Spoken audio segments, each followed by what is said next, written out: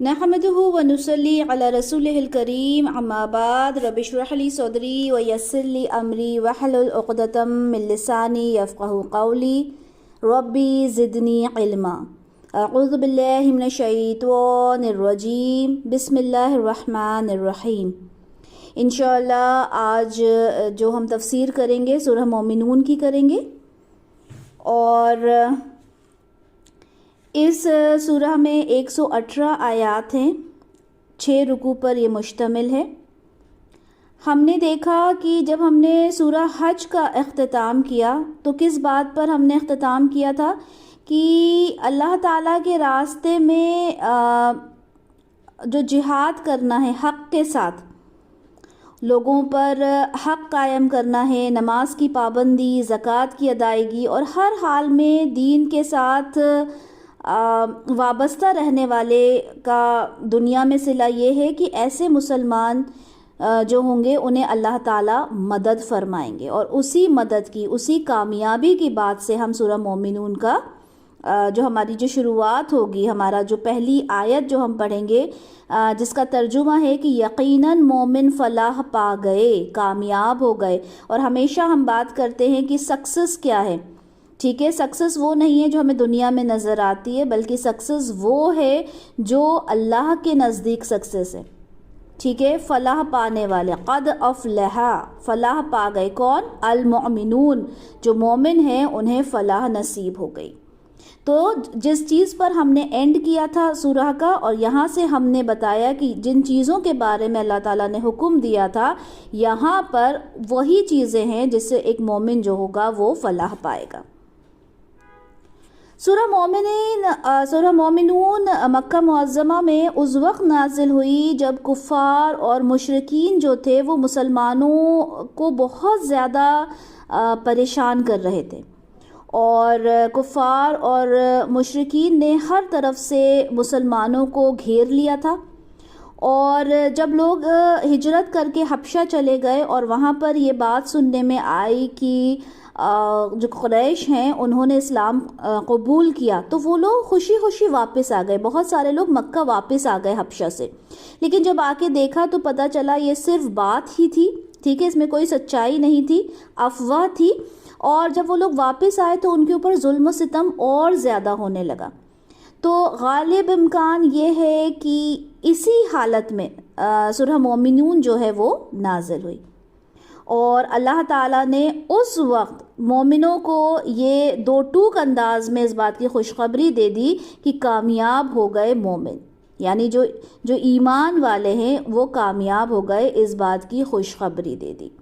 और यहाँ पर है क़द अफ़लहा, यानी कामयाब हो गए, यानी ऑलरेडी वो लोग कामयाबी हासिल कर चुके। सुभान अल्लाह, अल्लाह ताला ने उनको बशारत दे दी इस बात की। आयत नंबर 2 देखते हैं। आयत नंबर 2 में यहाँ आप देखेंगे आयत नंबर 9 तक, यहाँ पर जो सिफ़ात बयान की गई हैं, मोमिन की सिफ़ात बयान की गई हैं। यानी एक मोमिन कौन होता है जिसको ये कामयाबी की बशारत दी गई पहली आयत में, वो मोमिन होता कौन है। तो उसकी जो सिफ़ात हैं, उसकी जो क्वालिटीज़ हैं, वो यहाँ पर आयत नंबर 2 से आयत नंबर 9 तक हमें पता चलेंगे। अच्छा, ये रुकू नंबर 1 है और ये रुकू आयत नंबर 22 तक चलेगा, ठीक है।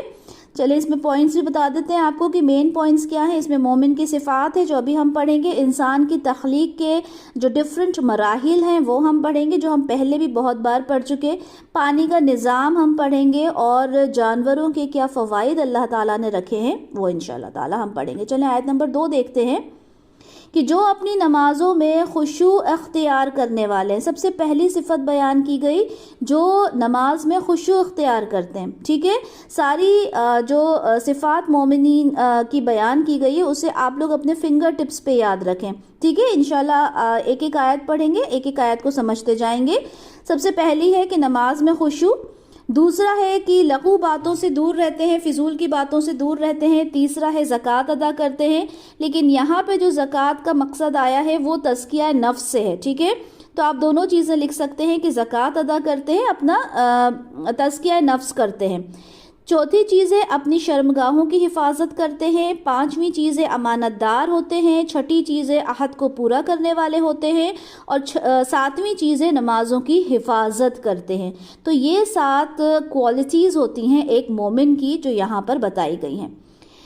तो यहाँ कहा गया कि खुशू इख्तियार करते हैं अपनी नमाज़ों में। खुशू यानी झुक जाना, आजिज़ी दिखाना, और पूरी तरह से उसमें कहते हैं ना खुशू और खुजू के साथ, यानी बहुत ही आजिज़ी के साथ, बहुत ही मोहब्बत के साथ, खुलूस के साथ नमाज को पढ़ना। उसका ताल्लुक़ दिल से भी है और ज़ाहिरी हालत से भी है।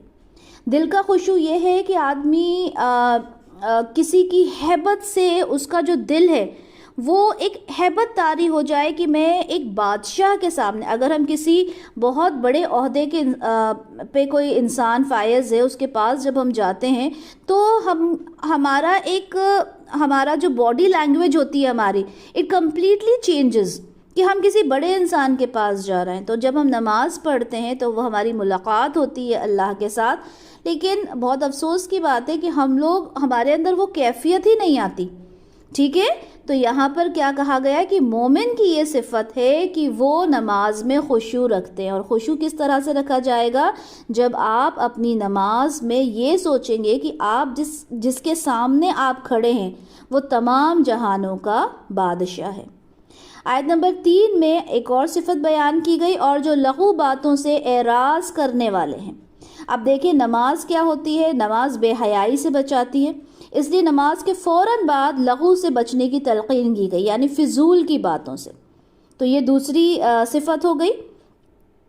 अच्छा, लघु हर उस बात को कहते हैं जो फ़िज़ूल हो, ला हासिल हो, कुछ जो फ़िज़ूल की बातें होती हैं जिन बातों से कोई मकसद नहीं। हम देखते हैं कि लोगों में ये आदत होती है कि बैठे हैं तो गप्पे मार रहे हैं, ठीक है, कुछ नहीं है तो कुछ गेम्स खेलने लगे फ़िज़ूल के, ठीक है। ये एक ज़िंदगी गुजारने का तरीक़ा लोगों का होता है, जबकि अल्लाह ताला ये कह रहे हैं कि एक मोमिन की सिफ़त ये नहीं होती कि वो अपने वक्त को बर्बाद करे, बल्कि एक मोमिन की सिफ़त ये होती है कि अपना ज़्यादा से ज़्यादा वक्त अल्लाह के ज़िक्र में गुजारे।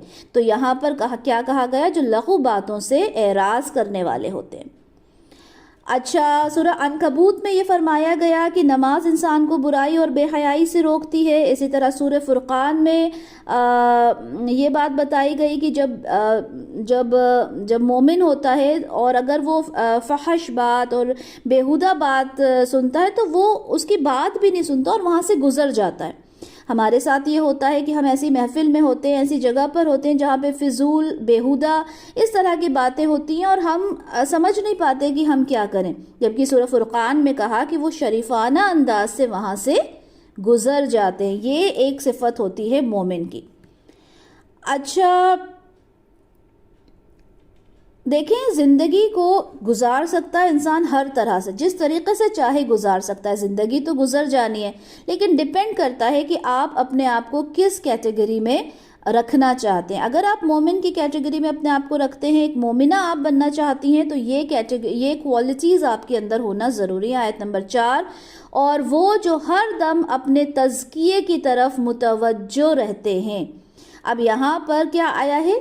लिज़्ज़काती फ़ाइलून, ज़कात अदा करते हैं, लेकिन आप इसका तर्जुमा देखें, जो इसका तर्जुमा किया गया है वो अपने तज़किये की तरफ मुतवज्जो रहने वाले होते हैं, यानी अपने नफ्स का तज़किया करते हैं। ठीक है, तो अगर देखें, अगर ये होता कि यूतून ज़का, तो ये होते कि वो अपने माल का एक हिस्सा देते हैं, ठीक है, माल की ज़कात अदा करते हैं, तो बात जो होती वो सिर्फ माल पर महदूद हो जाती। लेकिन यहाँ पर क्या अल्फाज अदा किए हैं? यहाँ पे अल्फाज अदा किए हैं लिज़्ज़काती फ़ाइलून, तो इसका मतलब होगा कि वो तज़किया करते हैं। ठीक है, किसका तज़किया करते हैं? तज़किया नफ्स का करते हैं अपना, ठीक है, माल को अपना पाक करते हैं, अपने अखलाक का तज़किया करते हैं, अपनी ज़िंदगी का तज़किया करते हैं, यानी हर पहलू का तज़किया करते हैं, यानी हर पहलू को पाक करते हैं। تو یہاں پہ اس لفظ کو صرف زکوٰۃ، جو ہم پیسے کی زکوٰۃ نکالتے ہیں، مال کی زکوٰۃ نکالتے ہیں، وہاں تک محدود نہیں رکھنا، بلکہ یہاں پر کیا مراد ہے کہ اپنی ہر چیز کا، اپنے نفس کا تزکیہ کرنا، اپنے اخلاق کا، اپنی ہر چیز کا تزکیہ کرتے ہیں، اور وہی سچا مومن ہوتا ہے۔ جو زکوٰۃ کا ریئل میننگ ہوتا ہے وہ ہوتا ہے پاک کرنا، ٹھیک ہے۔ اب ہم زکوٰۃ ادا کرتے ہیں تو اس سے ہم اپنے مال کو، اپنے پیسے کو ہم پاک کرتے ہیں، اور وہی مطلب یہاں پر لیا گیا کہ اپنے پیسے کو، اپنے مال کو اور اپنے نفس کا تزکیہ آپ نے یہاں پر کرنا ہے۔ تو یہ ایک اور صفت ہو گئی مومن کی۔ اور جو اپنی شرمگاہوں کی حفاظت کرنے والے ہیں سوائے اپنی بیویوں یا اپنی لونڈیوں کے، تو ایسے لوگوں پر کوئی ملامت نہیں۔ اب دیکھیں یہ 5 اور 6 آیت کو سمجھنے کی بات ہے کہ جو اپنی شرمگاہوں کی حفاظت کرتے ہیں یعنی برے کاموں سے بچتے ہیں۔ اگر اس آیت کو ہم صرف آیت نمبر 5 پہ ہی روک دیتے تو اس کا مطلب کیا ہوتا کہ وہ ازدواجی تعلق قائم ہی نہیں کرتے، ٹھیک ہے، میرٹل لائف کو انجوائے ہی نہ کریں، بالکل سنیاسی بن کے رہ جائیں، تو اس چیز سے منع کیا گیا ہے، ٹھیک ہے۔ رسول صلی اللہ علیہ وسلم کی سنت ہے نکاح۔ تو یہاں پر کیا فرمایا گیا کہ سوائے اپنی بیویوں کے یا اپنی لونڈیوں کے۔ لونڈی کون سی ہوتی ہیں؟ جب جہاد وغیرہ ہوتا تھا اور اس کے اندر جو کیپٹیوز ہوتی تھیں، ٹھیک ہے، وہ آپ کی ملکیت میں ہوتی ہیں، تو ان کے ساتھ بھی آپ کے سیکشول ریلیشن شپ ہو سکتا ہے۔ تو اپنی بیویوں کے یا اپنی لونڈیوں کے، تو وہاں پر کوئی اعتراض نہیں۔ اب دیکھیں سورہ نور ہم پڑھیں تو سورہ نور کے اندر ہے کہ جو مومن ہوتے ہیں وہ اپنی نگاہوں کو نیچے رکھتے ہیں، مرد بھی اور عورتیں بھی۔ 31 اور 32 آیت میں یہ چیز آپ کو ملے گی سورہ نور کی۔ تو یہاں پر اللہ تعالیٰ نے فرما دیا کہ دیکھیے آپ نے بے حیائی سے پوری طرح سے رکنا ہے، ٹھیک ہے۔ بات جب آتی ہے کہ شرمگاہوں کی اپنی حفاظت کرنا ہے یعنی زنا سے آپ نے بچنا ہے، تو اس سے پہلے کے سٹیپس بھی آپ نے فالو کرنا ہے، اپنی نگاہوں کو آپ نے نیچے رکھنا ہے۔ اسی طرح سے ایک جگہ آیا ہے کہ عورت جب بات کرے تو اس کا جو لہجہ ہے وہ تھوڑا سخت ہو تاکہ سامنے والا اس کا کوئی کچھ غلط نہ سمجھے، ٹھیک ہے۔ اسی طرح صحیح بخاری کی حدیث 6474 میں ہے کہ رسول اللہ صلی اللہ علیہ وسلم نے جنت کی ذمہ داری لی ہے اس انسان کی جو اپنے دونوں جبڑوں کے درمیان کی چیز، دونوں جبڑوں کے درمیان کیا ہوتا ہے؟ زبان ہوتی ہے، اور دونوں ٹانگوں کے درمیان کی چیز یعنی شرمگاہ، جو ان دونوں چیزوں کی ذمہ داری لے لے گا تو اللہ کے رسول نے جنت کی ذمہ داری اس کے لیے ہے۔ وہی بات جو اگر ہم آیت نمبر 5 پہ رک جاتے تو اس کا مقصد کچھ اور ہو جاتا، یعنی بالکل ان ساری چیزوں سے دور ہو جائے، لیکن جب آیت نمبر 6 کے ساتھ ہم نے اس کو ملا کے پڑھا تو یہاں پہ یہ بات کلیئر ہو گئی کہ جو حلال طریقے سے، جو اللہ تعالیٰ نے حلال بنایا ہے، اس کے تھرو اپنی ڈیزائرز کو انسان فلفل کر سکتا ہے، اس خواہشات کو پوری کر سکتا ہے، لیکن حرام طریقے سے انسان کو بچنا ہے۔ آیت نمبر 7، اور جو کوئی بھی اس کے علاوہ کچھ چاہے گا تو ایسے لوگ ہی حد سے بڑھنے والے ہیں، یعنی اللہ تعالیٰ نے بتا دیا کہ یہ حلال طریقہ ہے، اس کے تھرو آپ نے گزر کے جانا ہے۔ جو اس کے علاوہ جو بھی کچھ کرے گا، جو بھی کوئی راستہ اختیار کرے گا، وہ زیادتی ہے، وہ گناہ ہے۔ آیت نمبر 8، اور وہ اپنی امانتوں اور اپنے عہد کی حفاظت کرنے والے ہوتے ہیں۔ مومن کون ہوتا ہے؟ مومن امانت دار ہوتا ہے، مومن عہد کی حفاظت کرنے والا ہوتا ہے۔ نبی کریم صلی اللہ علیہ وسلم اپنے خطبے میں ہمیشہ فرمایا کرتے تھے کہ جو امانت کی صفت نہیں رکھتا وہ ایمان نہیں رکھتا، اور جو عہد کا پاس نہیں رکھتا وہ دین نہیں رکھتا، یعنی جس کا عہد نہیں اس کا دین ہی نہیں ہے، ٹھیک ہے۔ تو یہ بہت امپورٹنٹ چیزیں ایک مومن کے لیے، یعنی امانت میں کبھی بھی خیانت نہیں کرتا اور عہد کی ہمیشہ حفاظت کرنے والے ہوتے ہیں۔ اور وہ جو منافق کی 4 نشانیاں ہوتی ہیں وہ حدیث آپ لوگوں کے ساتھ بہت بار شیئر ہوئی ہے، ٹھیک ہے۔ آیت نمبر 9 ہے، اور وہ جو اپنی نمازوں کی پوری محافظت کرتے ہیں۔ اب یہاں دیکھیں کہ جب اس مضمون کا آغاز ہوا تھا تب بھی اسی بات کو کہا گیا تھا کہ نماز میں خشوع رکھتے ہیں، اور جب اختتام ہو رہا ہے تب بھی یہی کہا جا رہا ہے، نماز کا ذکر کیا جا رہا ہے، ٹھیک ہے۔ تو کامیابی کے لیے جو پہلی صفت تھی وہ کیا تھی کہ خشوع اختیار کریں، اور یہاں پہ کیا کہا گیا کہ اپنی نمازوں کی حفاظت کریں، یعنی جو اوقات نماز ہے، آداب نماز ہے، اجزائے نماز ہے. نماز کے تعلق سے ہر ایک چیز پوری ایمانداری کے ساتھ کرنا ہے. آپ کے جسم اور کپڑے آپ کے پاک ہوں. ہم طہارت پہ اور نماز کی ساری چیزوں کو ہم بہت اچھے سے پڑھ چکے ہیں. طہارت پہ ہم نے نماز کے بارے میں پڑھا, وضو کے بارے میں ہم نے بہت ڈیٹیل میں یہ ساری چیزیں پڑھی. تو جب آپ ساری چیزوں کو کمپائل کرتے ہو, ٹھیک ہے, ساری چیزوں کو جوڑتے ہو اور اس کے بعد اسے کمپائل کرنے کے بعد اپلائی کرتے ہو, امپلیمنٹ کرتے ہو, ٹھیک ہے, اس فرض کے اوپر, تب آپ کی نماز کی حفاظت ہوگی. وقت کا خیال رکھنا ہے, ٹھیک ہے, وقت کا خیال رکھتے ہوئے آپ نے نماز پڑھنا ہے. اس کے فرض, اس کی سنتوں کا خیال رکھنا ہے کہ کون سی چیزیں جس سے نماز نہیں ہوگی. تو ان ساری چیزوں کا لحاظ رکھتے ہوئے جب آپ نماز پڑھتے ہیں تو تب جا کر آپ اس کی حفاظت کرتے ہیں. تو یہ 7 صفات ہیں جو مومنون کی بیان کی گئی. یہی لوگ ہیں جو وارث ہوں گے. وہ وارث ہوں گے ٹھنڈی چھاؤں والے باغات کے, اور اس میں ہمیشہ ہمیشہ رہیں گے. یہاں پہ کیا آیا ہے؟ الذین یرثون الفردوس. فردوس جو جنت الفردوس ہم مانگتے ہیں, فردوس باغ کے لیے, جنت کے لیے استعمال ہوتا ہے, ٹھیک ہے. تو ہم وہ وارث ہوں گے. جو مومن ہوگا وہ کون ہوگا؟ وہی تو جنت کا وارث ہوگا نا. تو اللہم ربنا اجعلنا منہم, اللہ تعالیٰ تو ہمیں ان میں شمار کر دے, آمین یا رب العالمین. آیت نمبر 12, ہم نے پیدا کیا انسان کو مٹی کی خلاصی سے. اب دیکھیں, انسان کو پیدا کیا مٹی سے. ہم جانتے ہیں کہ آدم علیہ السلام کو جب پیدا کیا گیا تھا تو مٹی سے جگہ جگہ مختلف جگہ سے مٹی لی تھی اور پھر ان کو بنایا گیا تھا, ٹھیک ہے. تو ایک مطلب تو اس کا یہ نکلتا ہے کہ مٹی سے بنایا آدم علیہ السلام. اب جب باقی لوگوں کو تیار کیا گیا تو جو ایک ریلیشن شپ ڈیولپ ہوتا ہے ایک ہسبینڈ اینڈ وائف کے بیچ میں, ٹھیک ہے, تو اس کا جو ریلیشن شپ ڈیولپ کرنے کے لیے جو غذا کی ضرورت ہوتی ہے ایک آدمی کو, وہ کیسے ہوتی ہے, وہ کیسے ضرورت پوری ہوتی ہے؟ وہ مٹی سے ہی ہوتی ہے. مٹی سے کیسے ہوتی ہے؟ کیونکہ جو بھی ہم پلانٹس لیتے ہیں, جو بھی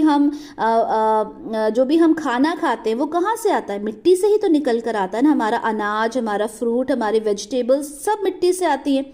اور اگر یہاں تک کہ ہم نان ویج کی بات کریں تو نان ویج جو ہم لیتے ہیں تو وہ جو مویشی ہوتے ہیں, جو ہم چوپائے جو ہم کھاتے ہیں, وہ اپنی غذا کہاں سے لیتے ہیں؟ یعنی ایک سائیکل ہے اگر ہم لے کے چلیں تو انسان جو بنا ہے آبویسلی وہ مٹی سے ہی بنا ہے. اس کا جو مین کمپوننٹ ہے وہ مٹی ہے. چاہے ہم آدم علیہ السلام کی بات کریں یا ہر ایک انسان کی بات کریں جو ایک ماں کے پیٹ میں پلتا بڑھتا ہے, ٹھیک ہے. تو اس کی جو شروعات ہوتی ہے, ایک جو ریلیشن شپ کی شروعات ہوتی ہے جس سے بچہ بنتا ہے, وہ کس سے بنتا ہے؟ وہ جو غذا اس کو ملتی ہے, ظاہر سی بات ہے اگر ہم دیکھیں کہ وہ سائیکل کہاں سے شروع ہوئی تو مٹی ہی اس کی مین غذا ہوتی ہے. آیت نمبر 13, پھر ہم نے اسے بوند کی شکل میں ایک محفوظ ٹھکانے میں رکھا. دیکھیں آج سائنس کے تھرو ہم یہ سب کچھ سمجھتے ہیں. ہم آج جب بایو پڑھتے ہیں تو بایو میں یہ ساری چیزیں ہمیں ایکسپلین کر دی جاتی ہیں. ہم لوگ ڈائیگرامز بناتے ہیں, ٹھیک ہے, ہر چیز ہم ڈیٹیل میں جانتے ہیں. لیکن 1400-1450 سال پہلے یہ ساری چیزیں اتنا ڈیٹیل میں ایکسپلین کرنا, یہ ایک بہت بڑا معجزہ ہے, ٹھیک ہے. کیونکہ اللہ تعالیٰ کیا فرما رہے ہیں کہ ہم اسے ایک بوند کی شکل میں ایک محفوظ ٹھکانے میں رکھتے ہیں. محفوظ ٹھکانہ کیا ہے کہ جو ماں کا ایک عورت کا جو یوٹرس ہوتا ہے اس کے اندر جو فرٹیلائزڈ اووم ہوتا ہے وہ وہاں پر رہتا ہے, ٹھیک ہے. جتنے وقت تک اللہ تعالیٰ نے اسے رکھنا ہوتا ہے وہ وہاں رہتا ہے. بوند کی شکل میں جو سپرم وہاں پر پہنچتے ہیں وہ وہاں پہ محفوظ رہتا ہے. پھر وقت کے ساتھ ساتھ وہ آگے بڑھتا ہے. اس کی جو الگ الگ سٹیجز ہوتی ہیں آج ہم سب جانتے ہیں, ٹھیک ہے, الٹرا ساؤنڈ کے تھرو ہمیں پتہ چل جاتا ہے. تو یہاں اللہ تعالیٰ وہ ساری سٹیجز کو بیان کر رہے ہیں. آیت نمبر 14, پھر ہم نے اس نطفے کو علقے کی شکل دے دی. پھر علقے کو ہم نے گوشت کا لوتھڑا بنا دیا. بس ہم نے گوشت کے اس لوتھڑے کے اندر ہڈیاں پیدا کی, پھر ہڈیوں پر گوشت چڑھایا, پھر ہم نے اسے ایک اور ہی تخلیق پر اٹھا دیا. بس بڑا بابرکت اللہ تمام تخلیق کرنے والوں میں بہترین تخلیق کرنے والا ہے. علقہ, یہ میں نے پہلے بھی آپ کو بتایا تھا کہ جب فرٹیلائزڈ اووم ہوتا ہے اور وہ اپنے نیکسٹ سٹیج پر جاتا ہے تو وہ یوٹرس کی دیوار سے جونک کی طرح چپک جاتا ہے اور اس کو علقہ کہتے ہیں. اور علقہ کے بعد مدغہ سیکنڈ سٹیج ہوتی ہے، یعنی جیسے چبایا ہوا کوئی لوتھڑا ہو گوشت کا، ٹھیک ہے، اس طرح کی شکل ہوتی ہے، اسے مدغہ کہا جاتا ہے. پھر اس سے ہڈیاں آتی ہیں، پھر ہڈیوں کے اوپر گوشت چڑھتا ہے. تو یہ ڈفرینٹ سٹیجز ہوتے ہیں اور یہ سب کچھ دیکھیں کتنی بڑی بات ہے اللہ تعالیٰ کی قدرت کی. یہ سارا سب کچھ کہاں ہو رہا ہے؟ ایک عورت کے چھوٹے سے جسم کے ایک حصے میں، یوٹرس میں یہ ساری چیزیں ہوتی رہتی ہیں. پھر ہم نے ایک اور ہی دوسری مخلوق بنا دیا، یعنی ابھی یہ بالکل ایک گوشت کا لوتھڑا ہے، کچھ بھی نہیں ہے، چھوٹی سی ایک چیز، ایک بوٹی جو ہم دیکھیں تو چھوٹی سی بوٹی ہوتی ہے. اور وہ جب بن کے تیار ہوتا ہے تو دیکھیں آج ہم سبھی انہی سٹیجز سے گزر کے آج ہم لوگ بنے ہیں. ٹھیک ہے، صحیح بخاری کی حدیث 6594 آپ کے ساتھ شیئر ہوگی. اس میں یہ ساری چیزیں بہت ڈیٹیل میں لکھی ہوئی ہیں کہ کس طرح سے 120 دن کے اندر یہ سارے سٹیجز، یہ سارے پروسیس ہوتے ہیں اور اس کے بعد بچے کے اندر روح ڈال دی جاتی ہے. ٹھیک ہے، یعنی 40 دن تک نطفہ ہوتا ہے، پھر 40 دن تک علقہ اور پھر 40 دن تک مدغہ. یہ 120 دن ہوتے ہیں، یعنی 4 مہینے ہوتے ہیں. پھر اس کے بعد اللہ کے حکم سے فرشتہ بھیجا جاتا ہے، وہ اس کے اندر روح ڈالتا ہے اور تب جا کے وہ ایک جو جسم ہوتا ہے، خالی جسم ہوتا ہے، اس کے اندر جان آ جاتی ہے. ٹھیک ہے، لیکن یہ کہنا کہ اس سے پہلے کیا وہ بے جان ہوتا ہے، تو اس کے اندر روح تو نہیں ہوتی، لیکن بے جان نہیں کہہ سکتے ہم. اس لیے نہیں کہہ سکتے کیونکہ جو ہسبینڈ اور وائف یعنی ماں اور باپ دونوں مل کر جو اس کے اندر جو ایک پروسیس شروع ہوا، ٹھیک ہے، تو وہ ظاہر سی بات ہے دو زندگیوں سے مل کر ہی پروسیس شروع ہوا. تو ہم اس کو بنا روح کے تو کہہ سکتے لیکن بنا جان کے نہیں کہہ سکتے. ٹھیک ہے، پھر اس کے بعد تم لوگ یقیناً مرنے والے ہو، یعنی اب تم پیدا ہو گئے، تمہارا ایک نیا ہی تمہاری شکل صورت بن کر آئی، تم بڑے ہوئے، تمہاری شادی ہوئی، سارے تم نے مراحل اپنے پاس کیے. اس کے بعد یقیناً تم مرنے والے ہو، پھر قیامت کے دن تم لوگ یقیناً اٹھا دیے جاؤ گے. ٹھیک ہے، یعنی جتنا کچھ بھی ہو، جتنے بھی سٹیجز تم نے پار کر لیے، اس کے بعد فائنل سٹیج تو یہی ہے کہ مرنے کے بعد تمہیں اللہ کے سامنے پیش ہونا ہے. اور ہم نے تمہارے اوپر 7 راستے بنائے ہیں اور ہم اپنی مخلوق سے غافل نہیں ہیں. یعنی اللہ تعالیٰ کیا کہہ رہے ہیں کہ تم مر جاؤ گے اور مر کے دوبارہ اٹھ جاؤ گے. تو یہاں پر تمہیں کوئی بھی حیران ہونے والی بات نہیں ہونا چاہیے، کیونکہ ہم نے تمہارے اوپر 7 راستے بنا دیے ہیں. اب 7 راستے جو یہاں پر جو الفاظ آئے ہیں وہ ہیں 7 طرائق.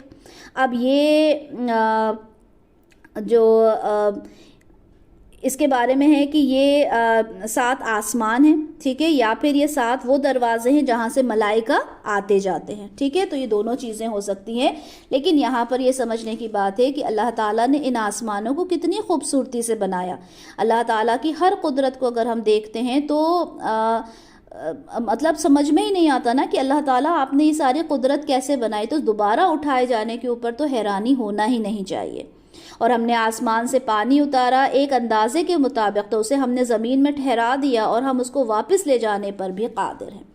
دیکھیں، پانی اللہ تعالیٰ نے اسی مقدار میں دیا جتنی ہمیں ضرورت ہوتی ہے. اگر زیادہ پانی ہو جاتا ہے تو کیا ہوتا ہے؟ سیلاب آ جاتا ہے. ہم دیکھتے ہیں سیلاب آ جاتا ہے اور پوری زندگی برباد ہو جاتی ہے. اگر پانی کم ہوتا ہے تو کیا ہوتا ہے؟ تب بھی سوکھا پڑ جاتا ہے اور زندگی پوری تباہ ہو جاتی ہے. یعنی اللہ تعالیٰ نے ایک ریشو مینٹین کر کے رکھا ہے ہر چیز کا، پانی کا بھی. اور اس میں جو پانی کا جو ذخیرہ جو ہے اس سے ریلیٹڈ سائنٹسٹ کے 2 آراء ہیں. ایک تو یہ ہے کہ اللہ تعالیٰ نے جب دنیا اور جب زمین اور آسمان بنائے، دنیا بنائے، تو اللہ تعالیٰ نے پورا جتنا پانی تھا وہ ذخیرہ کر دیا. ٹھیک ہے، ہم جانتے ہیں کہ 3 حصہ پانی ہے، 1 حصہ خشکی ہے. اب سائنٹسٹ کا کہنا ہے کہ یہی پانی ہے جو پہلے تو جس سے سمندر، دریا، چشمے بہہ رہے ہیں، और फिर यही स्टीम बनता है, फिर ये एक मकाम पे जाके ये बर्फ़ बन जाता है और फिर वही स्टीम वेपर के थ्रू फिर वो बादलों में तब्दील होता है। ठीक है, ये वाटर साइकिल जो हमने सब ने बचपन में पढ़ी है। तो एक तो तरीक़ा ये है कि एक ही बार में सारा पानी भेज दिया गया और वही डिफरेंट स्टेजेस में जाता है, क्लाउड्स बन जाता है, वही वाटरफॉल बन जाता है, वही जो बर्फ़ होती है, ठीक है, पहाड़ों पर, वो बन जाता है। और एक माना ये है कि जब अल्लाह ताला बादलों से जब पानी बरसाते हैं तो एकदम नहीं बरसाते, बल्कि थोड़ा थोड़ा करके बरसता है पानी। अगर आप सोचें ना, जैसे होता है कि बादल फट गया, जब बादल फटता है तो कितनी तबाही होती है। तो अल्लाह ताला बूंद बूंद में, जैसे एक छलनी नहीं होती उसमें से पानी टपकता है, इस तरह से बादलों से पानी आता है। अब आप सोचें बादलों में कहाँ सुराख है, आसमान में कहाँ सुराख है, लेकिन वो पानी इस तरह से आता है फिल्टर होके, एक एक बूंद वो पानी निकल कर आता है। तो ये भी अल्लाह ताला की कुदरत है। अगर हम पानी का हिसाब किताब देखें तो हमने उससे पैदा किए तुम्हारे लिए खजूरों और अंगूरों के बागात, उनमें तुम्हारे लिए बहुत से फल हैं और उनमें से तुम खाते हो। और वो दरख्त भी हमने पैदा किए जो सीना पहाड़ से निकलता है और वो तेल भी लेकर उगता है और खाने वालों के लिए सालन भी। यहाँ 3 फलों की बात की गई। पहले आयत नंबर 19 में यहाँ पे बात की गई खजूरों की, अंगूरों की, और आयत नंबर 20 में यहाँ बात की गई जैतून की। ठीक है, जो सीना पहाड़ है, सीनाई पेनिनसुला पे जो पहाड़ है, वहाँ पे सबसे ज़्यादा क्या उगता है, वहाँ पे जैतून होता है। तो अल्लाह ताला ने इन सारी चीज़ों का नाम लेकर बताया कि हमने तुम्हें पानी दिया और हमने तुम्हें खाने के लिए इतनी अच्छी चीज़ें भी अता की। और जो जैतून होता है उसके लिए कहा गया कि उसका तेल भी इस्तेमाल होता है, ठीक है, और उससे सालन भी इस्तेमाल होता है। कहा जाता है कि उसका कुछ ऐसे दरख्त होते हैं जिसमें कुछ सफ़ेद गाढ़ा कुछ इस तरह का तेल निकलता है जिसे सालन के तौर पर भी इस्तेमाल किया जाता है। और वैसे भी ऑलिव ऑयल में तो खाना बनता ही है। ठीक है, तो ये अल्लाह ताला की कुदरत हैं जो अल्लाह ताला बयान कर रहा है। आयत नंबर 21, और यकीनन तुम्हारे लिए उन चौपायों में भी इबरत का सामान है, हम पिलाते हैं तुम्हें उसमें से जो उनके पेटों में है, और तुम्हारे लिए उनमें बहुत से फ़वाइद हैं और उनमें से बाज़ को तुम खाते भी हो। अब देखें, ये जो जानवर हैं, हमने जब तहारत का शायद लेक्चर पढ़ा था और उसके अंदर पूरा एक्सप्लेन किया था कि किस तरह से अब एक जानवर को देखें, उसके अंदर गोश्त होता है, उसके अंदर खून होता है, और उसी में से जब वो खाना खाता है उसी के अंदर गंदगी भी होती है। आप देखें, उसी के अंदर से अल्लाह ताला ने हमें दूध दिया। अल्लाह की कुदरत पे अगर गौर करें तो वो कुदरत ऐसी है, कहते हैं ना कि अल्लाह ताला की किस नेमत को ठुकराओगे। सूरह नहल की आयत नंबर 66 में है कि मवेशियों में भी एक सबक तुम्हारे लिए मौजूद है। उनके पेट में गोबर होता है, गंदगी होती है, ठीक है, खून होता है, और उसमें से, उस गंदगी में से तुम्हारे लिए दूध निकल कर आता है। तो ये चौपायों की जो कुदरत है, इसको अगर तुम समझो तो एक बहुत बड़ी निशानी तुम्हारे लिए है। और उन चौपायों पर और कश्तियों पर भी तुम सवार किए जाते हो। अब देखो, अलग अलग जानवर हैं। कुछ जानवर हैं जिससे दूध मिलता है, ठीक है, उस दूध से जो डेयरी प्रोडक्ट्स होते हैं वो हम बनाते हैं। कुछ होते हैं जिनका गोश्त हम खाते हैं, ठीक है, कुछ होते हैं जिसमें से हम ऊन वगैरह निकालते हैं, कुछ होते हैं जिसके ऊपर हम सवारी करते हैं। और अल्लाह ताला ने ही ये कुदरत दी है इंसान को कि वो उनको कंट्रोल में रखता है। नहीं तो आप सोचें कि एक जानवर इतना ज़्यादा ताकतवर होता है, किसी इंसान के बस की नहीं है उसे काबू करना, लेकिन ये अल्लाह ताला की ये कुदरत है कि अल्लाह ताला ने उसको तुम्हारे लिए एक फ्रूटफुल चीज़ बना दिया, एक फ़ायदे की चीज़ तुम्हारे लिए बना दिया, और कश्तियों पर भी तुम सवार होते हो। ठीक है, तो ये सारी कुदरत अल्लाह की है। अल्लाह ताला ने पानी का जिक्र किया, फिर चौपायों का जिक्र किया, और उसी पानी के ऊपर तुम कश्तियों से भी सवार होते हो। यहाँ पर हमारा पहला रुकू ख़त्म हुआ और हमने अल्लाह की कुदरत को बहुत अच्छे से यहाँ पर देखा, चाहे वो इंसान की तख्लीक हो, चाहे जानवरों के बारे में हो, या फिर पानी के बारे में हो। यहाँ से हम सेकंड रुकू पे जाते हैं। आयत नंबर 23 से आयत नंबर 32 तक है, और यहाँ पे नूह अलैहिस्सलाम के बारे में हम पढ़ेंगे। और हमने भेजा नूह अलैहिस्सलाम को उसकी कौम की तरफ, तो उसने कहा कि ये मेरी कौम के लोगों, अल्लाह की बंदगी करो, तुम्हारा कोई इला नहीं है उसके सिवा, तो क्या तुम उसके गज़ब से डरते नहीं हो? نوح علیہ السلام نے 950 سال تک تبلیغ کی اور لوگوں کو توحید کی دعوت دی کہ اللہ سے ڈرو، تم اللہ سے ڈرتے کیوں نہیں ہو، تمہارا معبود کون ہے، وہی صرف ایک اللہ ہے جس کی تمہیں عبادت کرنا ہے۔ تو کیا اس کی قوم کے ان سرداروں نے جنہوں نے کفر کی روش اختیار کی تھی کہ یہ کچھ بھی نہیں مگر تمہاری طرح کا ایک بشر ہے، تمہارے اوپر اپنی فوقیت چاہتا ہے، اور اگر اللہ چاہتا تو فرشتوں کو بھیج دیتا۔ ہم نے اس طرح کوئی بات اپنے پہلے آباء و اجداد سے نہیں سنی تھی۔ ہر قوم کا یہی طرز عمل رہا کہ تم کیا ہو، تم کون چیز ہو، تم تو ایک انسان ہو، تم تو کوئی فرشتہ بھی نہیں ہو، تم کیسے کہہ سکتے ہو کہ تم اللہ کی طرف سے بھیجے ہوئے رسول ہو؟ کیسے ایک انسان اللہ سے بات کر سکتا ہے؟ How is that possible? ٹھیک ہے، تو یہی سوال وہاں کے سرداروں نے بھی کیا، یہی سوال رسول اللہ صلی اللہ علیہ وسلم سے بھی کیا گیا، یہی سوال ساری قوموں کے لوگوں نے یہی سوال کیا تھا کہ تم تو ایک انسان ہو، نہ کہ کوئی فرشتہ ہو۔ ٹھیک ہے، جس پر ایک جگہ اللہ تعالیٰ نے یہ بھی جواب دیا تھا کہ اگر یہ فرشتوں کی جماعت ہوتی تو میں ضرور کوئی نہ کوئی فرشتہ ہی بھیجتا، لیکن یہ تو انسانوں کی جماعت ہے۔ تو یہاں پر وہ یہ بھی کہتے ہیں کہ جو تم یہ ساری باتیں بنا رہے ہو، ہم نے تو اپنے آباء و اجداد کو اس بارے میں کبھی کچھ نہیں سنا اس طرح کی باتیں، یہ تم کون سی نئی باتیں لے کر آ گئے ہو؟ تو یہ تو بس ایک ایسا شخص ہے جس کو کچھ جنون لاحق ہو گیا ہے، چنانچہ تم لوگ انتظار کرو اس کے انجام کا کچھ وقت کے لیے۔ یہ تو وہی بات دیکھیں، سارے رسولوں کے ساتھ یہی ہوا، نوح علیہ السلام کے ساتھ بھی یہی ہوا کہ اس کے اوپر تو کوئی جنون ہو گیا ہے اور اس طرح کی باتیں کر رہا ہے، ابھی رکو دیکھو اس کے ساتھ کیا ہوگا۔ یہ وہاں کے جو قوم کے سردار تھے وہ کہا کرتے تھے۔ آیت نمبر 26 میں نوح علیہ السلام نے عرض کیا، اے میرے پروردگار تو میری مدد فرما اس پر کہ انہوں نے مجھے جھٹلا دیا۔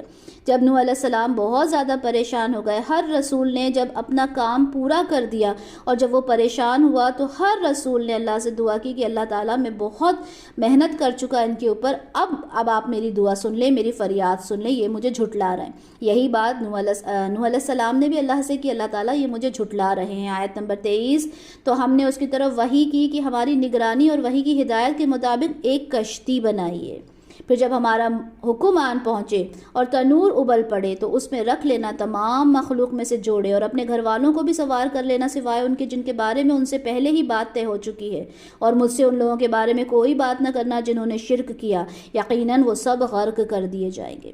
تو اللہ تعالیٰ نے ان کی دعا سنی نوح علیہ السلام کی، ان کو کشتی بنانے کا حکم دیا اور ان سے کہا کہ آپ نے جوڑا سب کا سارے جانوروں کو رکھ لینا ہے، اور جو ایمان والے ہیں انہیں کشتی میں سوار کر لینا ہے، مجھ سے ان لوگوں کا سوال نہ کرنا جو ایمان نہیں لائے، یعنی ان کی بیوی اور ان کے بیٹے کے بارے میں مجھ سے کوئی سوال نہ کرنا۔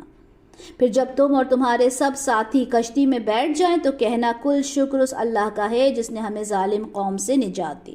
اللہ تعالیٰ نے یہ بھی بتا دیا کہ جب تم اس میں بیٹھ جاؤ تو تم نے کیا کلمات ادا کرنا ہے کہ الحمدللہ الذی نجانا من القوم الظالمین، اور دعا کرنا کہ اے میرے پروردگار مجھے اتاری و برکت والا اتارنا، اور یقیناً تو ہی بہترین اتارنے والا، یعنی بیٹھنے کی بھی بتا دیا کہ بیٹھو گے تب کیا دعا کرنا ہے، اور جب اترنا ہے تب بھی تم نے کیا دعا کرنا ہے۔ اللہ تعالیٰ نے دعا بھی سکھا دی اپنے رسول کو۔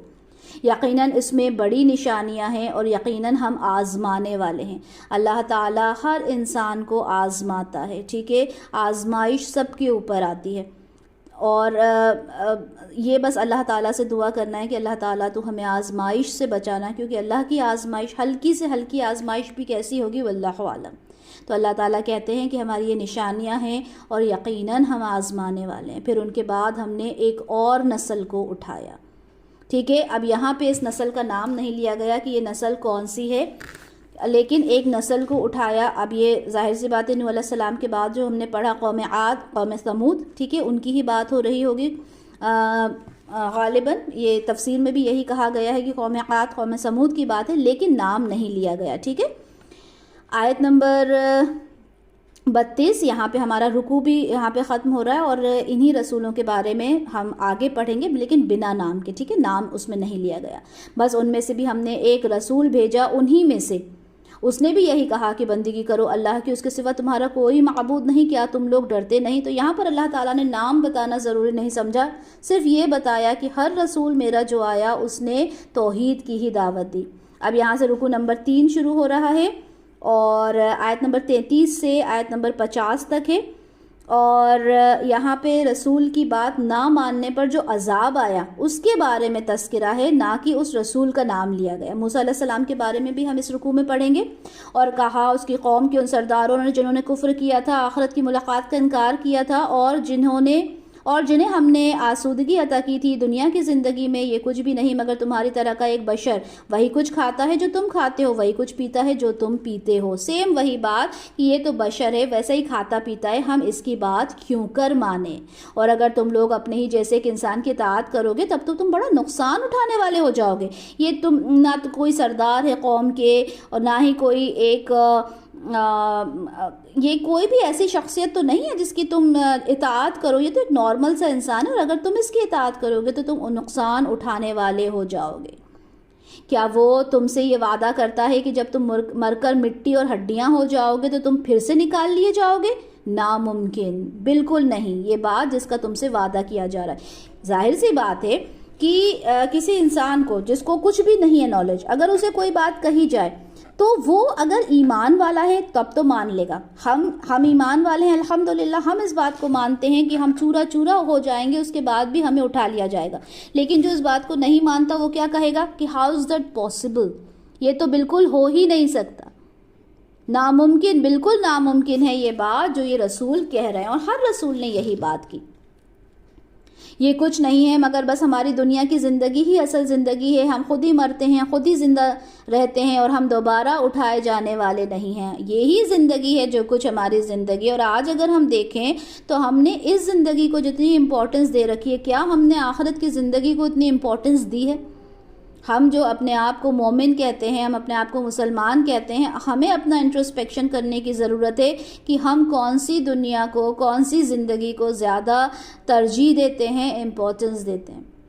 یہ بات ان لوگوں نے کی کہ یہی ہے سب کچھ ہے، ہم دوبارہ اٹھائے جانے پہ بلیو نہیں کرتے۔ یہ نہیں ہے مگر ایک ایسا شخص جس نے جھوٹ باندھا ہے اللہ پر، اور ہم اس کی بات ماننے والے نہیں ہیں۔ اس رسول نے کہا پروردگار تو میری مدد فرما اس تکذیب کے مقابلے میں جو انہوں نے میری کی۔ جب پریشان ہو جاتے قوم سے تو اللہ سے دعا کرتے ہیں کہ اللہ تعالیٰ میری مدد فرمائیے۔ اللہ نے فرمایا کچھ ہی دیر میں یہ لازماً ہو جائیں گے پچھتانے والے، اور ان کو آپ پکڑا ایک چنگھاڑ نے حق کے ساتھ، تو ہم نے بنا دیا انہیں کوڑا کرکٹ۔ تو پھٹکار ہے ان ظالموں کی قوم پر۔ اللہ تعالیٰ کا جب غضب آتا ہے تو اس سے نہ کوئی قوم بچ سکتی، نہ کوئی بستی بچ سکتی، نہ کوئی انسان بچ سکتا۔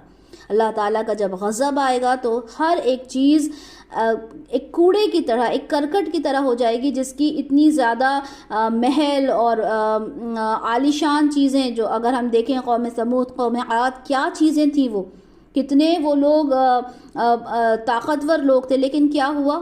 ایک چنگھاڑ نے انہیں آ پکڑا اور وہ کچھ بھی نہ رہے۔ پھر ان کے بعد ہم نے اور بہت سی قومیں پیدا کی، یعنی ایک پرٹیکولر کسی رسول کے بارے میں بات کی لیکن نام نہیں لیا، لیکن اس کے بعد بہت ساری قومیں آئیں۔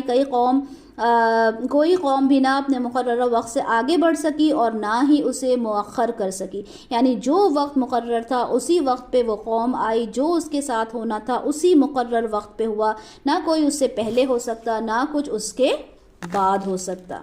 پھر بھیجا ہم نے رسولوں کو پے در پے، جب بھی کسی قوم کے پاس آیا اس کا رسول تو انہوں نے اسے جھٹلایا، تو ہم نے بھی ایک کے پیچھے دوسرے کو لگا دیا، اور ہم نے بنا دیا ان کو قصے کہانیاں۔ تو پھٹکار ہے اس قوم پر جو ایمان نہیں لاتے۔ وہ قوم جو ایمان نہیں لے کر آتی، ایک قوم گئی، برباد ہوئی، اللہ تعالیٰ نے دوسرا رسول بھیجا، پھر اس قوم نے نہیں سنا، پھر اللہ تعالیٰ نے تیسرا رسول بھیجا۔ اللہ تعالیٰ نے تو تقریباً 1.25 لاکھ نبی بھیجے ہیں، 313 کے قریب رسول بھیجے ہیں۔ اللہ تعالیٰ نے کہا کہ ٹھیک ہے تم نہیں سنتے، ہم دوسری قوم، ہمیں اللہ تعالیٰ کو کسی چیز کی ضرورت تھوڑی ہے۔ اللہ تعالیٰ پوری کی پوری قوم کو برباد کر دیتے ہیں، پوری کی پوری قوم کو تباہ کر دیتے ہیں، اور ایک نئی قوم کو لا کر کھڑا کر دیتے ہیں۔ پھر ہم نے بھیجا موسیٰ علیہ السلام کو اور اس کے بھائی کو اپنی نشانیوں اور روشن سند کے ساتھ، یعنی موسیٰ علیہ السلام اور ہارون علیہ السلام کو ہم نے بھیجا فرعون اور اس کے سرداروں کی طرف، تو انہوں نے تکبر کیا اور وہ بڑے سرکش لوگ تھے۔ فرعون نے اور اس کے ساتھیوں نے اس بات کو تسلیم نہیں کیا کہ یہ اللہ کے بھیجے ہوئے رسول ہیں۔ انہوں نے کہا کیا ہم اپنے جیسے 2 انسانوں پر ایمان لائیں جبکہ ان کی قوم ہماری محکوم ہے، ہماری بندگی میں ہیں، ٹھیک ہے، ہماری غلام ہیں۔ تو یہاں پر فرعون نے ایک تو یہی والی بات تھی، ایک ہی بات کہ انسانوں کے اوپر ہم کیسے انسان کی اطاعت کیسے کریں، میں بادشاہ ہوں اور ایک یہ نارمل انسان ہے، میں کیسے اس کی اطاعت کر سکتا ہوں۔ اور دوسری ایک بڑی بات ان کی یہ تھی کہ یہ جو قوم ہے، جس قوم سے یہ موسیٰ علیہ السلام، ہارون علیہ السلام ہے، یہ تو ہمارے غلام ہیں، غلاموں کی اطاعت کرنا میرے بس کی بات نہیں، میں تو ایک بادشاہ ہوں۔ تو دو باتیں ہو گئی تھیں، ٹھیک ہے۔ ایک تو یہ کہ یہ انسان ہے، جس طرح سے ہر انسان نے کہا تھا کہ یہ انسان ہے، یہ تو ایک بشر ہے، میں اس کی کیوں مانوں۔ لیکن یہاں پر ایک بات اور فرعون نے کی کہ یہ تو ہمارے غلام قوم سے لوگ ہیں، ان کی میں کیسے اطاعت کر سکتا ہوں۔ تو انہوں نے ان دونوں کو جھٹلا دیا اور ہو گئے ہلاک ہونے والوں میں سے۔ جھٹلانے پر کیا ہوا؟ ہلاک ہو گئے۔ اور ہم نے موسیٰ علیہ السلام کو کتاب دی تاکہ وہ ہدایت پائیں، تورات کے اندر شریعت دی، سارے احکام بتا دیے تاکہ وہ بنی اسرائیل جو ہیں وہ ہدایت پائیں۔ آخری آیت اس رکوع کی، اور ہم نے ابن مریم کو اور اس کی والدہ کو ایک نشانی بنا دیا، اور ہم نے ان دونوں کو ایک اونچے ٹیلے پر پناہ دی جو پرسکون اور چشموں والی جگہ تھی۔ اب اس کے بعد عیسیٰ علیہ السلام کے بارے میں کہ عیسیٰ علیہ السلام ایک نشانی ہے اللہ کی، معجزہ ہے ایک اللہ کا، ٹھیک ہے، کیونکہ بن باپ کے پیدا ہوئے، کسی آدمی نے ان کو چھوا نہیں، کسی آدمی کا کوئی حصہ ان کے اندر جب ولادت میں ان کا کوئی رول نہیں ہے کسی آدمی کا، ٹھیک ہے، ان کی والدہ نے اکیلے ان کو پیدا کیا، تو یہ اللہ تعالیٰ کا ایک معجزہ ہے۔ اور ہم نے ان دونوں کو ایک اونچے ٹیلے پر پناہ دی، پرسکون اور چشموں والی جگہ تھی۔ ہم نے سورہ مریم میں پڑھا تھا کہ وہ جب ولادت ہوئی عیسیٰ علیہ السلام کی تو وہ ایک جگہ پہ جا کے وہاں پہ رکی تھیں اور وہاں پہ ولادت ہوئی تھی۔ اچھا، ایک اور اس کے بارے میں روایات آتی ہے، ٹھیک ہے، واللہ عالم کس حد تک یہ بات صحیح ہے۔ بائبل میں اس کا ذکر ہے کہ جب وہاں کا جو اس ایریا کا جو بادشاہ تھا جہاں پر عیسیٰ علیہ السلام پیدا ہوئے تھے، تو وہاں پر اس نے خواب یہ دیکھا تھا، ٹھیک ہے، وہ یہودی تھا، اور اس نے یہ خواب دیکھا تھا کہ یہ جو بچہ ہوگا وہ مجھے ختم کر دے گا، اس طرح کا کوئی خواب دیکھا تھا، اور وہ عیسیٰ علیہ السلام کو ختم کر دینا چاہتا تھا۔ تو مریم علیہ السلام جو تھی وہ عیسیٰ علیہ السلام کو لے کر مصر کی طرف چلی گئی تھیں، ٹھیک ہے، اور وہاں پر ایک اونچی جگہ پر انہوں نے وہ مقیم ہوئی تھیں۔ تو اس ٹیلے کی یہ بات ہے، اس جگہ کی، اس اونچے ٹیلے کی یہ بات ہے، واللہ عالم۔ یہ یہ جو روایت لی گئی ہے یہ بائبل سے لی گئی ہے، ٹھیک ہے، لیکن ہم نے آلریڈی سورہ مریم میں یہ چیز پڑھی تھی کہ جب ان کی ولادت ہوئی تھی عیسیٰ علیہ السلام کی، تو مریم علیہ السلام ایک اونچی جگہ پر تھی جہاں پر ان کو چشمے بھی عطا کیے گئے تھے، وہاں پر انہیں کھانے کے لیے کھجور بھی دیے گئے تھے۔ تو یہ بھی اللہ تعالیٰ کی ایک نشانی تھی۔ رکوع نمبر 4 شروع ہو جاتا ہے یہاں سے آیت نمبر 51 سے آیت نمبر 77 تک۔ رکوع نمبر 4، یہاں پر ہم ان لوگوں کی صفات پڑھیں گے جو آخرت پر یقین رکھتے ہیں۔ دیکھیں، ابھی ہم نے کس کی صفت پڑھی سب سے پہلے رکوع میں؟ جو مومن ہیں، ٹھیک ہے۔ اب آخرت پر یقین کرنے والے کون ہیں؟ جو آخرت کو ترجیح دیتے ہیں، آخرت کو امپورٹنس دینے والے لوگ کون ہیں؟ اے رسولوں، پاکیزہ اور حلال چیزوں میں سے کھاؤ اور نیک عمل کرو، جو کچھ تم کرتے ہو یقیناً میں اس سے باخبر ہوں، اور یقیناً یہ تمہاری امت ایک ہی امت ہے اور میں تمہارا رب ہوں، بس تم میرا ہی تقوی اختیار کرو۔ یہاں 2 آیات میں جو صفات بیان کی ہیں، کہا تو رسولوں کو مخاطب کر کے کہا جا رہا ہے، لیکن یہ ہر انسان کے لیے ہے، ٹھیک ہے۔ کیا بتایا گیا کہ حلال اور طیب کھانا ہے، ٹھیک ہے، حلال چیزیں کھانا ہے، پاک چیزیں کھانا ہے، نیک اعمال کرنا ہے، اور کیا، اور توحید کی دعوت دی کہ میں ہی تمہارا رب ہوں، میں ہی تمہارے اعمال کو جاننے والا ہوں، تو میری ہی عبادت کرو۔ تو یہ 3 چیزیں انسان کے اندر ہونا ہی ہونا چاہیے۔ کیا ہونا چاہیے؟ حلال اور طیب کھانے والا ہونا چاہیے، نیک اعمال کرنے والا ہونا چاہیے، اور توحید پرست ہونا چاہیے۔ رسولوں کی جو بات آئی یہاں پر دیکھیں، کچھ رسولوں کا ذکر کیا گیا، ٹھیک ہے، اور بہت سارے رسول ہیں جن کے بارے میں ہم نہیں جانتے، جن کا نام بھی ہم نہیں جانتے، اور ایک جگہ یہ بات کہی بھی گئی ہے اللہ کی طرف سے کہ ہم نے وہ رسول بھیجے جن کا ہم اس سے پہلے آپ کے سامنے تذکرہ کر چکے ہیں، اور ہم نے ایسے رسول بھی بھیجے جن کے حالات ہم نے آپ کے سامنے بیان نہیں کیے۔ ہم جانتے ہیں 24-25 رسول ہیں، انبیاء ہیں جن کا ذکر یہاں پر قرآن میں ہمیں ملتا ہے، ٹھیک ہے۔ باقی جو جتنے بھی انبیاء ہیں، جتنے بھی رسول ہیں، ان کے بارے میں ہم نہیں جانتے وہ کون تھے، کہاں تھے، ان کی کیا تعلیم تھی، ان کو صحیفے ملے تھے نہیں، ان کو کتابیں ملی تھیں یا نہیں، ہمیں کچھ بھی نہیں پتہ، ٹھیک ہے. تو اللہ تعالیٰ نے یہ فرمایا کہ آپ کے سامنے ہم نے کئی لوگوں کا ذکر نہیں کیا، نہیں بیان کیا. ٹھیک ہے. تو یہاں پر ان سارے رسولوں کے بارے میں جتنا بھی بتا دیے ان کے بارے میں بتا کے یہ کہا گیا کہ کیا کام کرنا ہے، کیا نیک عمل کرنا ہے، آپ نے اس چیز پہ فوکس کرنا ہے. ٹھیک ہے. تو 3 چیزوں کے بارے میں یہاں پہ ذکر کیا گیا. سنن ترمذی کی حدیث 2989 میں یہ چیز ہے کہ اللہ تعالیٰ اللہ کے رسول فرماتے ہیں کہ دیکھو اللہ پاک ہے اور حلال اور پاک چیز کو ہی پسند کرتا ہے، اور اللہ نے مومنین کو انہی چیزوں کا حکم دیا جن چیزوں کا حکم اس نے اپنے رسولوں کو دیا. تو یہاں بات کلیئر ہو گئی کہ مخاطب تو رسولوں سے ہوا جا رہا ہے، لیکن کہا کس سے جا رہا ہے؟ مومنین سے کہا جا رہا ہے، نیک لوگوں سے کہا جا رہا ہے، جو ایمان والے ہیں ان سے کہا جا رہا ہے. جتنے بھی حکم یہاں پر دیے گئے ہیں، یعنی حلال کھانے کے لیے، عمل صالح کرنے کے لیے اور توحید پرستی کے لیے، یہ سب سے کہا جا رہا ہے، ہر انسان کے لیے جو ایمان والا ہے. سنن ترمذی کی حدیث 2989. آیت نمبر 53. لیکن لوگوں نے اپنے معاملے کو اپنے درمیان تقسیم کر لیا، ٹکڑے ٹکڑے کر کے، ہر گروہ کے لوگ جو کچھ ان کے پاس ہے ان پر اترا رہے ہیں. لیکن ہوا کیا؟ اتنے رسول آئے، انبیاء آئے، سب آئے، انہوں نے اپنی دعوت دی، ساری چیزیں سمجھائیں، توحید کے بارے میں سمجھایا، پاک ناپاک کا سمجھایا، حلال حرام کا سمجھایا. اس کے باوجود انہوں نے کیا کیا؟ انہوں نے دین کے ٹکڑے کر دیے. کوئی عیسائی بن گیا، کوئی یہودی بن گیا، یہاں تک کہ مسلمان بھی ٹکڑے ٹکڑوں میں ہو گئے، فرقے بن گئے. ٹھیک ہے. کوئی بریلوی ہو گیا، کوئی دیوبندی بن گیا، لیکن جو اصل روح ہے وہ کہاں چلی گئی؟ تو جو کچھ سکھایا تھا ہمارے نبی نے، جو ہمیں سکھا کر گئے، ٹھیک ہے، یا جو پہلے جتنے بھی رسول آئے وہ جو کچھ سکھا کر گئے، وہ تعلیمات تو ایک جگہ رہ گئی. آج انسان کس چیز میں لڑ رہا ہے کہ اچھا رفع الیدین کرنا ہے یا نہیں کرنا، چہرے کا پردہ کرنا ہے یا نہیں کرنا. آج انسان ٹکڑے ٹکڑوں میں بٹ کر رہ گئے. آیت نمبر 54. تو اے نبی صلی اللہ علیہ وسلم آپ انہیں چھوڑ دیجئے ان کی مدہوشی میں ایک وقت تک کے لیے. کیا کہا گیا؟ اچھا چھوڑ دیں، اب ان کو اپنی غفلت میں ہی چھوڑ دیجئے. ٹھیک ہے. یعنی آپ نے اتنا سمجھایا، اتنا ان کو بلایا، آپ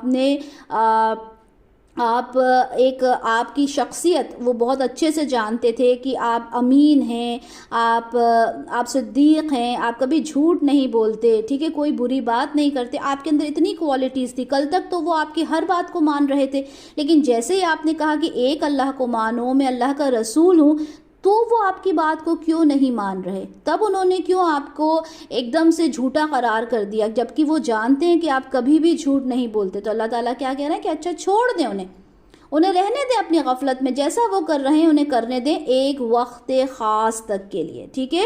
یہاں پر ہرگز یہ نہ سمجھیں کہ رسول اللہ علیہ وسلم کو اللہ تعالیٰ نے تبلیغ کے لیے منع کر دیا، یا یہ کہہ دیا کہ اب تو چھوڑ دیں، اب تو جو ہے ٹھیک ہے، اب یہ جتنا ہونا تھا ہو گیا.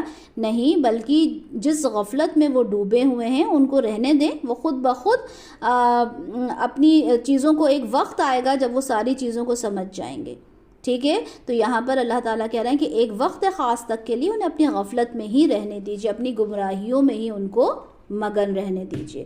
یہ غافلوں کو ایک جھنجھوڑنے کا ایک طریقہ ہے کہ چھوڑ دیں انہیں، نہیں سنتے تو نہ سنیں، چھوڑ دیں ان کو ان کے حال پر. کیا وہ سمجھتے ہیں کہ ہم جو انہیں مال اور بیٹوں سے مدد دیے جا رہے ہیں تو ہم ان کی بھلائی کے لیے کوشاں ہیں؟ ایسا ہرگز نہیں. لیکن یہ لوگ جانتے نہیں. جب انسان کے پاس بہت زیادہ مال و دولت ہو، انسان کے بہت سارے بیٹے ہوں، بہت اولادیں ہوں، گاڑیاں ہوں، بنگلے ہوں، ٹھیک ہے، بینک بیلنس ہو، تو انسان کیا سمجھتا ہے کہ مجھے تو اللہ تعالیٰ کی بہت ساری نعمتوں سے نوازا گیا. سورہ کہف میں بھی ہم نے یہ کانورسیشن 2 لوگوں کا پڑھا تھا کہ ایک کہتا ہے کہ میرے پاس سب کچھ ہے، مجھے کیا ضرورت ہے؟ تو اللہ تعالیٰ کہتے ہیں کہ وہ کیا سمجھ رہے ہیں کہ یہ سب ان کی بھلائی کے لیے ہے؟ نہیں. لیکن یہ لوگ جانتے ہی نہیں ہیں، انہیں اس بات کا شعور نہیں ہے. آپ کے پاس جتنا ہوگا نا اتنا ہی آپ حساب کتاب میں لگے رہو گے، اتنا ہی آپ کا حساب کتاب ہوتا رہے گا. آپ کو جو نعمتیں ملی ہیں، ٹھیک ہے، کہا جاتا ہے نا کہ یہ کبھی نہ کہیں کہ میرا ہلکا حساب کتاب ہو، آسان حساب کتاب ہو، بلکہ یہ کہنا چاہیے کہ اللہ تعالیٰ بنا حساب کتاب کے میں اس دن وہاں سے نکل جاؤں، جنت مجھے مل جائے بنا حساب کتاب کے. کیوں؟ کیونکہ اللہ تعالیٰ نے اگر حساب لے لیا تو اللہ تعالیٰ ٹھنڈے پانی کا بھی حساب کتاب لیں گے. تو یہ جو بڑے بڑے گاڑیوں میں بیٹھ کے جا رہے ہیں لوگ، یہ بڑی بڑی عمارتیں بنا رہے ہیں لوگ، قوم عاد، قوم سمود کا کیا ہوا؟ ایگزامپل ہمارے سامنے. اور آج بھی اگر ہم دیکھیں کہ جو لوگ اس بات پر اتراتے ہیں کہ اللہ تعالیٰ کی تو بہت میرے اوپر مہربانی ہے، تو ذرا غور کریں، اور وہ لوگ بھی غور کریں جن کے پاس کچھ نہیں ہے، ٹھیک ہے، وہ یہ سوچیں کہ جس کو اللہ تعالیٰ نے بہت کچھ دیا ہے تو کیا وہ واقعی میں اللہ تعالیٰ کی نعمت ہے، یا اللہ تعالیٰ کی طرف سے آزمائش ہے، یا اللہ تعالیٰ کی طرف سے عذاب ہے۔ یقیناً وہ لوگ جو اپنے رب کے خوف سے لرزاں اور ترساں رہتے ہیں۔ اچھا، یہاں پہ اب جو بات آ رہی ہے ان لوگوں کے بارے میں آ رہی ہے جو آخرت پہ فکر کرنے والے ہیں، آخرت کی فکر کرنے والے ہیں۔ وہ کون لوگ ہیں؟ جو اپنے رب کے خوف سے لرزاں اور ترسا رہتے ہیں، یعنی جو اپنے رب کے خوف سے ڈرتے ہیں، ٹھیک ہے۔ یہ صفات آپ لوگوں کو یاد ہونا چاہیے کہ آخرت پہ یقین رکھنے والے کون ہوتے ہیں؟ جو اپنے رب کے خوف سے ڈرتے ہیں، ڈر جاتے ہیں جب ان کے رب جب یاد کرتے ہیں کہ وہ کیا منظر ہوگا، ٹھیک ہے۔ اپنے رب کی آیات پر وہ ایمان لاتے ہیں۔ اب جو آیات ہیں اللہ کی، جو نشانیاں ہیں، اس پر ایمان لاتے ہیں۔ تیسرا پوائنٹ ہے وہ شرک نہیں کرتے، اور چوتھا پوائنٹ ہے کہ اللہ کی راہ میں وہ دیتے ہیں، ٹھیک ہے، اور دیتے وقت بھی وہ ڈرتے ہیں، اللہ کی راہ میں دیتے ہیں اور دیتے وقت بھی ڈرتے ہیں، ٹھیک ہے۔ آگے ہم اس کی ڈیٹیل پڑھیں گے، لیکن صرف اتنا آپ نے یاد رکھنا ہے کہ آخرت کو ترجیح دینے والے لوگوں کی کوالٹیز، ان کی صفات، ان کے اوصاف کیا ہیں؟ اپنے رب سے ڈرتے ہیں، اپنے رب کی آیات پر ایمان لاتے ہیں، شرک نہیں کرتے، اور اللہ کی راہ میں زیادہ سے زیادہ دیتے ہیں۔ تو آیت نمبر 57 میں ہے، یقیناً وہ لوگ جو اپنے رب کے خوف سے لرزاں اور ترساں رہتے ہیں، اور وہ جو اپنے رب کی آیات پر پختہ ایمان رکھتے ہیں، اور وہ جو اپنے رب کے ساتھ کسی کو شریک نہیں ٹھہراتے، اور جو دیتے ہیں اللہ کی راہ میں، تو جو کچھ دیتے ہیں اس طرح دیتے ہیں کہ ان کے دل ڈرتے رہتے ہیں کہ وہ اپنے رب کی طرف لوٹنے والے ہیں۔ تو یہاں پہ 4 چیزیں بیان کی گئی۔ شرک ہم سب جانتے ہیں، وہ ظلم کہا جاتا ہے شرک کو، کیوں؟ کیونکہ وہ ہم اپنے آپ سے وہ ظلم کر رہے ہیں، کیونکہ اللہ تعالیٰ کے ساتھ ہم کسی کو شریک بنا رہے ہیں، تو وہ ظلم ہم اپنے آپ سے کر رہے ہیں۔ یہاں پہ کیا کہا گیا؟ اور جب وہ دیتے ہیں تب بھی ڈرتے ہیں، اللہ سے ہر لمحہ ڈرتے ہیں۔ کیوں ڈرتے ہیں؟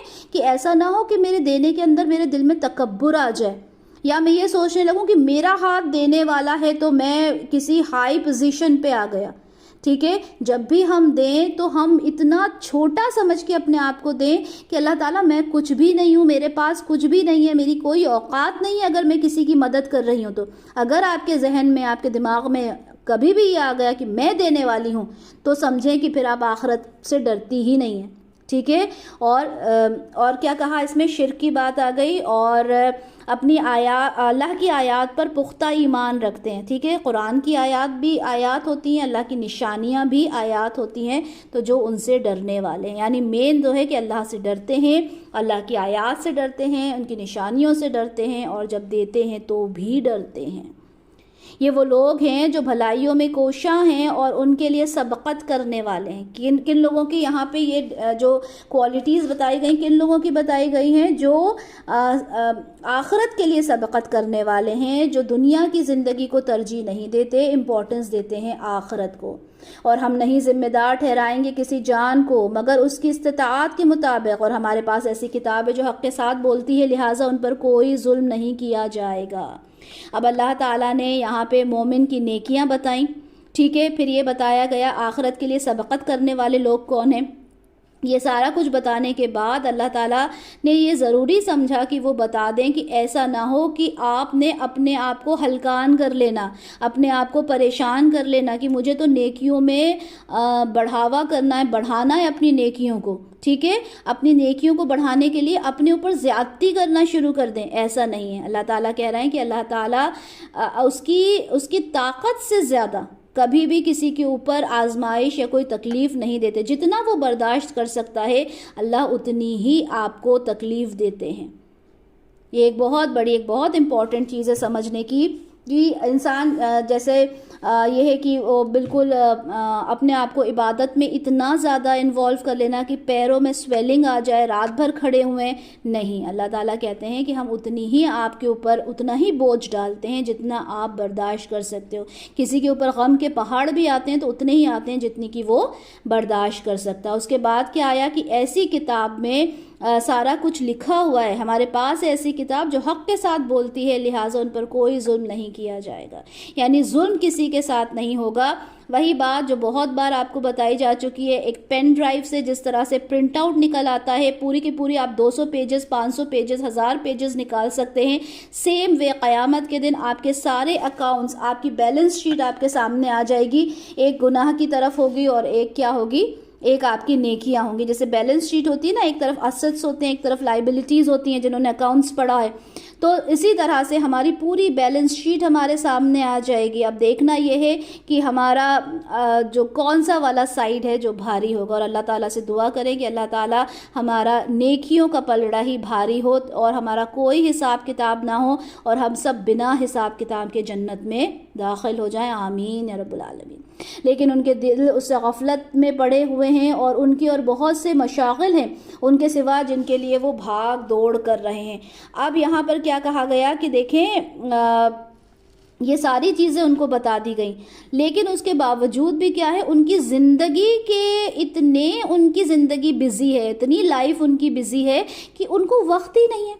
اگر ہم اپنے آپ سے یہ سوال کریں کہ ہم اللہ کے لیے کتنا وقت دے رہے ہیں، اللہ تعالیٰ نے تو کہہ دیا کہ میں کسی کے اوپر ظلم نہیں کرتا، میں کسی کو اس کی استطاعت سے زیادہ اس کے اوپر بوجھ نہیں ڈالتا، لیکن ہم اپنی استطاعت کے اکارڈنگ، ہم اپنی طاقت کے اکارڈنگ عبادت کر رہے ہیں۔ یہ تو سوال وہ ہو گیا کہ آپ کے پیر سویل کرنے لگیں، آپ اتنی عبادت نہ کریں، لیکن کیا آپ 10 منٹ کی بھی نماز پڑھ رہے ہیں یا نہیں پڑھ رہے؟ آپ صدقہ خیرات اس لحاظ کا کر رہے ہیں یا نہیں کر رہے جتنا آپ نے کرنا چاہیے؟ آپ کے تو خود کے ہی اتنی لائف کے اندر آپ اتنے بزی ہیں، آپ کا جو اسکیڈول ہے وہ اتنا زیادہ بزی ہے کہ آپ کو وقت ہی نہیں مل رہا۔ بہت سے لوگ، یہاں کیا کہا گیا، بہت سے مشاغل ہیں ان کے سوا جن کے لیے وہ بھاگ دوڑ کر رہے ہیں۔ یہ دنیا کیا ہے؟ یہ دنیا جو ہے وہ قید خانہ ہے، یہاں پر آپ نے، یہ ایک مسافر خانہ ہے، یہاں پر آپ نے دوڑنا بھاگنا نہیں ہے۔ اور اگر دوڑنا بھاگنا ہے تو کس کے لیے دوڑنا بھاگنا ہے؟ آخرت کے لیے محنت کرنا ہے۔ یہ جو دنیا کے لیے ہم محنت کر رہے ہیں نا، کہ لائک جب رمضان ہوتے ہیں، رمضان میں ہم کیا کرتے ہیں؟ رمضان میں ہم 3 بجے سے کھانا بنانے لگ جاتے ہیں، ہم 3 بجے سے صرف کھانے میں لگے رہتے ہیں، ہم ڈشز ڈھونڈتے ہیں نئی نئی، اور ہم سب کرتے ہیں، ٹھیک ہے، ہم سب یہ کام کرتے ہیں، لیکن اللہ اللہ اللہ خدارا، اب یہ وقت آ گیا ہے کہ ہم ان چیزوں کو سمجھیں کہ ہمارے پاس کتنی زندگی بچی ہے۔ کل ہماری آنکھیں بند ہو جائیں گی تو اللہ تعالیٰ ہم سے یہ تھوڑی پوچھیں گے کہ آپ نے افطار میں کیا کھایا تھا۔ اللہ تعالیٰ یہ پوچھیں گے کہ رمضان کا مہینہ، مبارک مہینہ ملا تھا، تم نے کیا عبادتیں کی تھیں۔ یہاں تک کہ جب ہم ان کے خوشحال لوگوں کو عذاب میں پکڑیں گے، اس وقت وہ چیخیں گے، چلائیں گے، جن کو بہت زیادہ خوشحال رکھا تھا۔ جب آفت آئے گی، جب قیامت آئے گی، جب زندگی ان کی ختم ہوگی تو وہ چیخیں گے، وہ چلائیں گے، ان سے کہا جائے گا آج مت چیخو چلاؤ، اب تمہارے یہاں سے تمہاری کوئی مدد نہیں کی جائے گی، اب ہمارے یہاں سے تمہاری کوئی مدد نہیں کی جائے گی۔ یعنی جو کچھ مدد تمہیں ملنا تھی، فرشتوں کے ذریعے جو تمہیں مدد ہونا تھی، جو تمہارے اعمال، جو تمہارے اعمال نامے میں جو تمہاری نیکیاں لکھی جانی تھی، وہ سارا فل سٹاپ لگ گیا، اب تمہارے ساتھ کچھ نہیں ہونا، اب تم چلا کے کیا کرو گے؟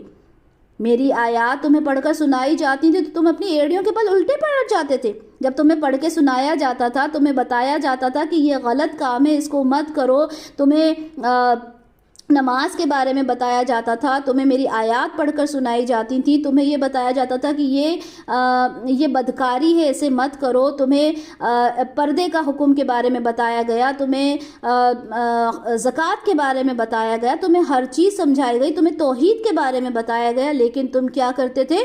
تم تو اپنے الٹے پاؤں چلے جاتے تھے، تکبر کرتے ہوئے، پیغمبر کو قصہ گو سمجھتے ہوئے چھوڑ جاتے تھے۔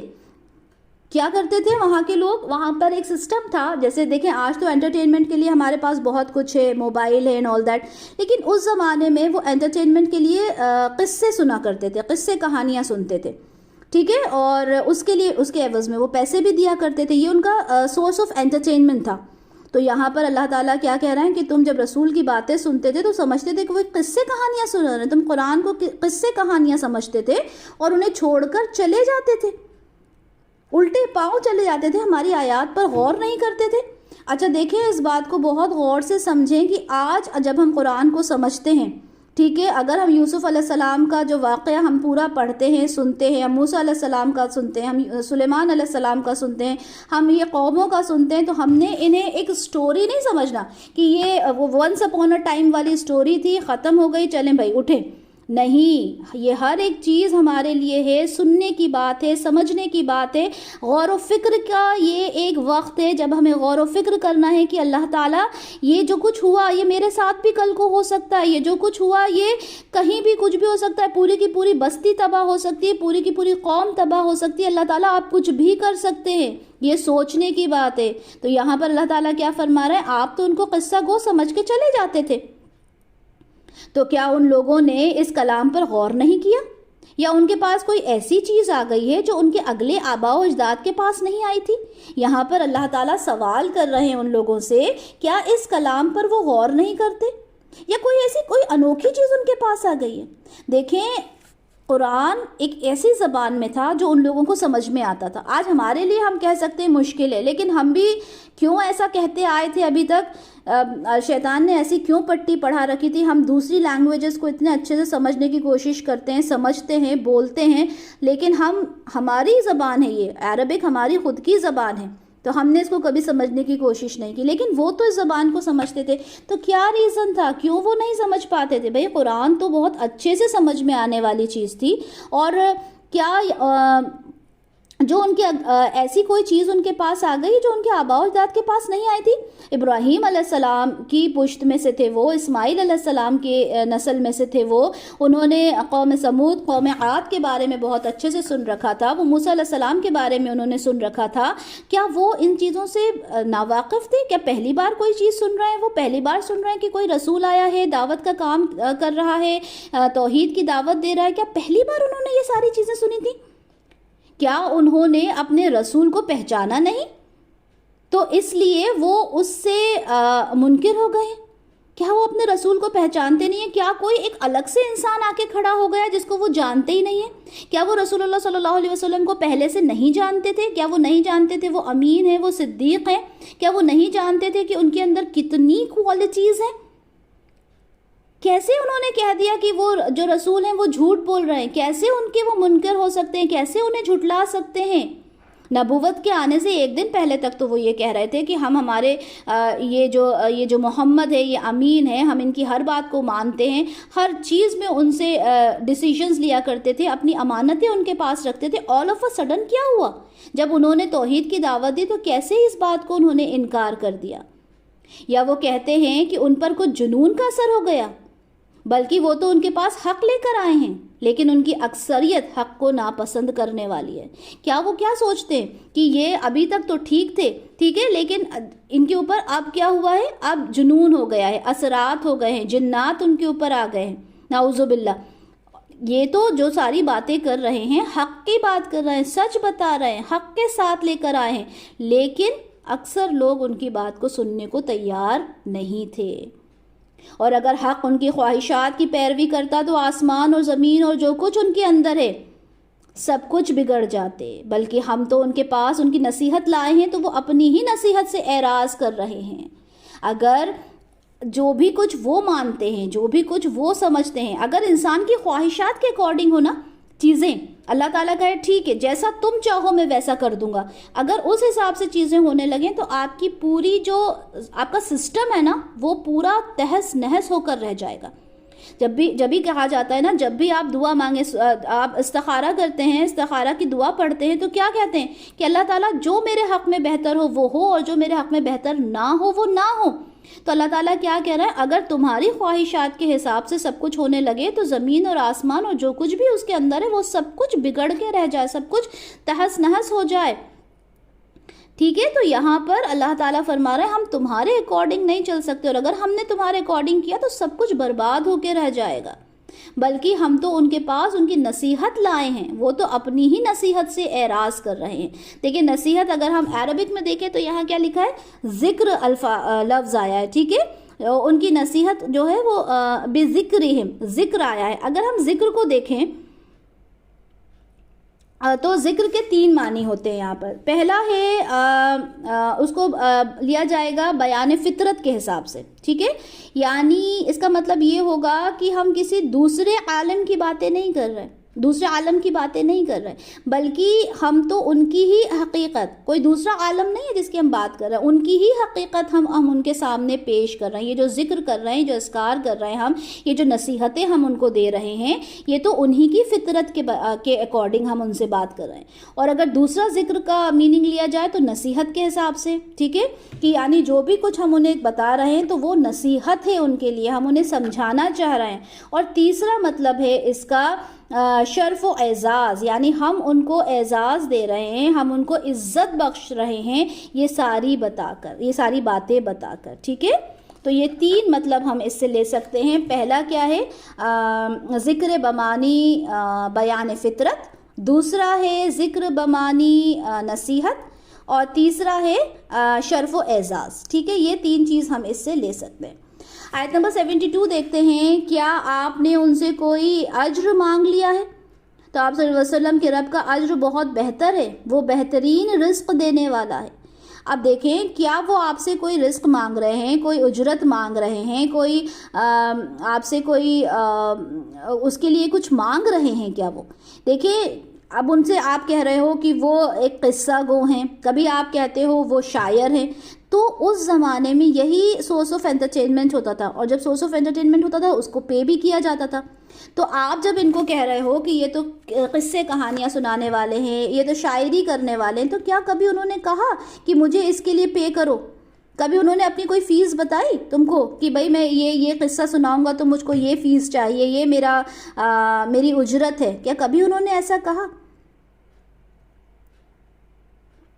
آپ کے رب کا اجر تو بہت بہتر ہے اور وہ بہترین رزق دینے والا ہے. آپ سے تو کبھی رسول اللہ صلی اللہ علیہ وسلم نے نہیں کہا کہ مجھے اس کی اجرت چاہیے, اور یقیناً آپ انہیں سیدھے راستے کی طرف بلا رہے ہیں. آپ یہ کہانیاں قصے نہیں سنا رہے, آپ تو ان کو سیدھے راستے کی طرف بلا رہے ہیں. مگر جو لوگ آخرت کو نہیں مانتے وہ راہ راستے ہٹ کر چلنا چاہتے ہیں. جو نہیں مانتا, آج بھی جو انسان نہیں مانتا وہ نہیں مانتا, اپنی ضد پہ اڑا ہوا ہے, وہ اللہ رسول کو نہیں ماننا, اس کو نہیں مانے گا. کیا اللہ کو نہیں جانتے؟ جو آج ہو رہا ہے دنیا میں ہم دیکھ رہے ہیں, کیا وہ اللہ کو نہیں جانتے؟ ان کی کتاب بھی تو وہی ہے جو ہماری کتاب ہے, ان کے رسول بھی تو وہی ہیں جو ہمارے رسول ہیں. اور دیکھیں آج ہمارے بھائیوں کے ساتھ, ہماری بہنوں کے ساتھ کیا ہو رہا ہے, دل لرز جاتا ہے, کانپ جاتا ہے کہ یہ اللہ یہ کیا ہو رہا ہے. چھوٹے چھوٹے بچے کس طرح سے اس دنیا سے رخصت ہو رہے ہیں, کس طرح سے خون ہو رہا ہے, ہر جگہ ویڈیوز دیکھتے ہیں, ہمارا دل لرز جاتا ہے. تو کیا ان کو پتہ نہیں ہے, کیا انہیں معلوم نہیں ہے کہ اللہ تعالیٰ کا جب عذاب آتا ہے تو کیسا آئے گا؟ کیا وہ جانتے نہیں ہیں؟ سب جانتے ہیں, لیکن آنکھوں پر پٹی بندھی ہوئی ہے ان کی. اور اگر ہم ان پر رحم فرمائیں اور ان کو جو تکلیف ہے وہ دفع بھی کر دیں تو ضرور وہ بڑھتے چلے جائیں گے اپنی سرکشی میں اندھے ہو کر. یہ قریش جو مکہ کے جو لوگ تھے, جو کفار تھے, ان کے بارے میں بات ہو رہی ہے. اگر ہم ان پر رحم فرما دیں اور جو تکلیف ان پر آئی اسے دور بھی کر دیں تو وہ اپنی سرکشی میں اندھے ہو کر آگے بڑھتے ہی جائیں گے. اچھا, یہ جو بات ہے, یہ تکلیف کی جو بات ہے, یہ قحط کی بات ہے. ایک قحط تھا جو وہاں پر آیا تھا, ٹھیک ہے, اور 2 بار یہ قحط وہاں پر آیا تھا اہل مکہ پر. ایک بار جب آیا تھا جب آپ کی نبوت کا آغاز ہوا تھا, اس کے تھوڑے ٹائم بعد آیا تھا, اور دوسرا قحط آیا تھا ہجرت کے بہت سالوں کے بعد. تو یہ جو قحط, جو تکلیف کی بات ہو رہی ہے, یہ مودودی صاحب کی تفسیر سے میں نے یہ چیز لی ہے کہ جو پہلا والا جو قحط آیا تھا آپ کے نبوت کے بعد, یہ اس قحط کی بات ہے, اور جس میں رسول اللہ صلی اللہ علیہ وسلم نے اللہ تعالیٰ سے دعا کی تھی کہ اللہ تعالیٰ یہ جو مجھے اتنا پریشان کر رہے ہیں, یہ جو کفار مجھے اتنا ستا رہے ہیں, ان کے مقابلے میں آپ میری مدد فرمائیں قحط سے, جیسے یوسف علیہ السلام کے زمانے میں قحط آیا تھا. سنن ترمذی کی 3254 میں یہ دعا ملے گی, میں نے شیئر نہیں کی, لیکن سنن ترمذی کی 3254 میں یہ دعا ہے جو رسول اللہ صلی اللہ علیہ وسلم نے کی تھی کہ جو یوسف علیہ السلام کے زمانے میں جیسا قحط آیا تھا, اللہ تعالیٰ ویسا قحط آئے اور میری مدد فرمائیے. کہا جاتا ہے 7 سال کا وہ قحط تھا, اور بہت ہی زیادہ اس میں نقصانات ہوئے تھے, یہاں تک کہ مردار کو کھانے تک کی نوبت آ گئی تھی. تو اللہ تعالیٰ کیا فرما رہے ہیں, اور اگر ہم ان پر رحم فرمائیں اور ان کو جو تکلیف ہے وہ رفع کر دیں, دور کر دیں, تو ضرور وہ بڑھتے چلے جائیں گے اپنی سرکشی میں اندھے ہو کر، تب بھی وہ سننے کو تیار نہیں ہوں گے۔ اور ہم نے انہیں عذاب میں پکڑا تھا، اس کے باوجود نہ انہوں نے اپنے رب کے سامنے عاجزی اختیار کی اور نہ ہی وہ گڑ گڑائے۔ اس سب کے بعد بھی کیا ہوا؟ وہ تیار نہیں ہوئے اللہ تعالیٰ کے سامنے جھکنے کو، یہاں تک کہ جب ہم ان پر کھول دیں گے بہت سخت عذاب کا دروازہ تو جبھی وہ اس میں بالکل مایوس ہو کر رہ جائیں گے، یعنی جب وہ جو سخت عذاب کا دروازہ ان پر کھل جائے گا تب کیا ہوگا؟ تب وہ مایوس ہو کر رہ جائیں گے، تب ان کے ساتھ کچھ نہیں ہوگا۔ یہ رکوع 4 رکوع کی آخری آیت ہے کہ یہاں پر کیا الفاظ ادا کیا گیا مبلسون کے لیے کہ وہ مایوس ہو کر رہ جائیں گے، اور ہم جانتے ہیں مبلسون جو مایوس ہونا ہے یعنی اس حد تک بالکل ڈسپریٹ ہو جانا، حد سے زیادہ مایوسی کا شکار ہو جانا، اور اسی وجہ سے ابلیس کہا جاتا ہے مایوس ہونے والے کو، ٹھیک ہے؟ تو جب اللہ تعالیٰ کا عذاب، سخت عذاب آئے گا تو وہ مایوس ہو کر رہ جائیں گے۔ رکوع نمبر 5 آیت نمبر 78 سے آیت نمبر 92 تک ہے۔ اور وہی ہے جس نے تمہارے لیے بنائے ہیں کان، آنکھیں اور عقل، بہت کم ہیں جو تم شکر ادا کرتے ہو۔ یہاں پر اس رکوع کے اندر اللہ نے ایسے سوال کیے ہیں جو آپ کے ضمیر کو ہلا دیں گے، ٹھیک ہے؟ ضمیر کو ہلا دینے والے سوالات ہیں جو اس رکوع میں ہم دیکھیں گے کہ دیکھو تمہیں جو یہ کان، آنکھ، یہ دل، دماغ تم کو دیا گیا ہے تو تم اس سے کیا کام لیتے ہو؟ دیکھیں یہ ساری چیزیں تو جانوروں کو بھی دی گئی ہیں، لیکن تمہیں جو ایک شعور دیا گیا ہے جس کے اکارڈنگ تم کو کام کرنا ہے، لیکن تم تو کام اس کے اکارڈنگ کرتے ہی نہیں ہو۔ تمہاری آنکھیں سب کچھ دیکھ رہی ہیں، آج موبائل پہ بچے سب کچھ دیکھ رہے ہیں، ٹھیک ہے؟ انٹرنیٹ پہ سب کچھ دیکھ رہے ہیں، لیکن وہ نہیں دیکھ رہے جو دیکھنا چاہیے، اس موبائل کا، اس انٹرنیٹ کا وہ یوز نہیں کر رہے جو کرنا چاہیے۔ دماغ ہے، دماغ آج کل بچوں کے پاس کتنا ہے، آج کل جو سٹڈیز ہیں بچوں کی وہ کتنی ہائی ہو گئی ہیں، ہائی لیول کی ہو گئی ہیں، اور ہم خوش ہوتے ہیں کہ ہمارا بچے کی سٹڈیز دیکھیں، لیکن کیا وہی دماغ ہم بچے کو تربیت کے لیے دے رہے ہیں؟ یہ تربیت ہم یہ سٹڈیز ہم سکھا رہے ہیں بچے کو کہ بیٹا آپ دیکھو، آپ قرآن کی تفسیر آج سے ہی سیکھنا شروع کر دو، کیونکہ آپ اتنی موٹی موٹی میتھس کی بک پڑھتے ہو، اتنی موٹی موٹی فزکس کیمسٹری پڑھتے ہو، تو کیا اس قرآن کو آپ نے سمجھنا شروع کر دیا یا ہم نے کروانا شروع کر دیا اپنی اولادوں کو؟ ٹھیک ہے؟ اور یہ جو دماغ، یہ جو عقل اور یہ جو کان ہے، یہ کان میوزک سنتے ہیں، ٹھیک ہے؟ یہ فحش باتیں سنتے ہیں، لیکن کیا اللہ کا کلام سننے کو تیار ہیں؟ تو کیا ہم ان ساری چیزوں کو سمجھ رہے ہیں یا نہیں سمجھ رہے؟ اور وہی ہے جس نے زمین میں تمہیں پھیلا دیا اور پھر اسی کی طرف تم سب کچھ جمع کر دیے جاؤ گے۔ یہ سب سے بڑی سچائی ہے۔ اور وہی ہے جو زندہ رکھتا ہے اور موت دیتا ہے، اور اسی کا کام ہے دن رات کو بدلنا۔ تو کیا تم عقل سے کام نہیں لیتے؟ آیت نمبر 80 ہے یہ، ٹھیک ہے؟ آیت نمبر 80 میں کیا فرمایا گیا کہ اللہ ہی تو ہے جو زندگی دیتا ہے، اللہ ہی تو ہے جو موت دیتا ہے، وہی دن میں رات کو رات، رات کو دن میں بدلتا ہے۔ اللہ تعالیٰ کی قدرت ہے، ہمیں ضرورت ہے کہ ہم غور و فکر کریں۔ بلکہ انہوں نے بھی وہی کہا جو ان سے پہلے لوگوں نے کہا تھا۔ انہوں نے کہا تھا کیا جب ہم مر جائیں گے اور مٹی ہو جائیں گے اور ہماری ہڈیاں رہ جائیں گی تو کیا ہمیں پھر اٹھا لیا جائے گا؟ اسی کی دھمکی ہمیں دی جا رہی ہے، اور اس سے پہلے ہمارے آباء و اجداد کو بھی دی گئی تھی۔ یہ کچھ بھی نہیں ہے مگر قصے ہیں اگلے لوگوں کے۔ وہ کیا کہہ رہے ہیں کہ اچھا ہم مر جائیں گے تو ہم چورا چورا ہو جائیں گے، ہم پھر سے اٹھا لیے جائیں گے۔ ایسا کچھ بھی نہیں ہونا۔ کیا ہمارے آباء و اجداد ہمارے سامنے آ کر کھڑے ہو گئے؟ کہاں ہیں وہ تو مر گئے، چورا چورا ہو گئے، اب کہاں ہمارے سامنے آ رہا ہے؟ یہ تو سب تم فضول کی باتیں کر رہے ہو، ایسا کچھ بھی نہیں ہونا۔ یہ اس طرح کے جواب دیا کرتے تھے۔ آپ صلی اللہ علیہ وسلم ان سے پوچھئے کہ یہ زمین اور جو اس میں ہے سب کس کے ہیں؟ اگر تم جانتے ہو تو بتاؤ، یہ زمین اور آسمان کس کا ہے؟ اچھا دیکھیں، جو قریش کے جو لوگ تھے، جو بھلے ہی وہ کفار تھے، شرک میں مشرک تھے، ٹھیک ہے، لیکن وہ ایک اللہ کی ذات کو ماننے والے تھے کہ ایک چیز ہے اللہ، ٹھیک ہے، ایک اللہ کی ذات ہے، وہ مانتے تھے اس چیز کو۔ تو یہاں پر سوال کرنے کے لیے کیا کہا گیا کہ جو زمین ہے اور جو کچھ اس میں ہے وہ سب کس کا ہے بتاؤ؟ وہ کہیں گے اللہ کا ہے۔ آپ صلی اللہ علیہ وسلم سے کہیے تو کیا تم غور نہیں کرتے؟ آپ ان سے پوچھئے کہ ساتوں آسمانوں کا اور عرش عظیم کا مالک کون ہے؟ وہ کہیں گے یہ سب کچھ اللہ کا ہے۔ آپ کہیے تو کیا تم اللہ سے ڈرتے نہیں ہو؟ ان سے یہ بھی پوچھئے کہ کون ہے وہ جس کے ہاتھ میں اختیار ہے ہر چیز کا، اور جو پناہ دیتا ہے اور جس کے مقابلے میں کسی کو پناہ نہیں دی جاتی۔ اگر تم جانتے ہو تو بتاؤ. اب یہاں پہ سوال کیے جا رہے ہیں, ٹھیک ہے, اگر جانتے ہو تو بتاؤ کس کے ہاتھ میں اختیارات ہیں ہر چیز کے, کون ہے جو پناہ دیتا ہے اور کسی اور کی پناہ جس کے مقابلے میں نہیں دی جا سکتی. وہ کہیں گے کہ یہ شان تو صرف اللہ کی ہے. آپ کہیے کہ پھر کہاں سے تم پر جادو ہو جاتا ہے جب تم یہ ساری چیزیں مانتے ہو, جانتے ہو, پھر کیوں تم اس طرح کی باتیں کرتے ہو؟ کون سے شرک میں تم چلے جاتے ہو جب تم یہ ساری چیزوں کو جانتے ہو؟ کون سا جادو ہے جو تم پر ہو جاتا ہے؟ بلکہ ہم تو ان کے پاس حق لے کر آئے ہیں, لیکن یہ یقیناً جھوٹے ہیں. ہم ان کے پاس حق لے کر آئے ہیں, سچی بات لے کر آئے ہیں, ہم انہیں سمجھا رہے ہیں. اللہ نے ہرگز کسی کو اپنی اولاد نہیں بنایا اور نہ ہی اس کے ساتھ اور کوئی معبود ہے. اگر ایسا ہوتا تب تو ہر معبود اپنی مخلوق کو لے کر الگ ہو جاتا اور ان میں سے ایک دوسرے پر چڑھائی کر دیتا. اللہ پاک ہے اس سے جو یہ بیان کر رہے ہیں. اللہ تعالیٰ کی کوئی اولاد نہیں ہے.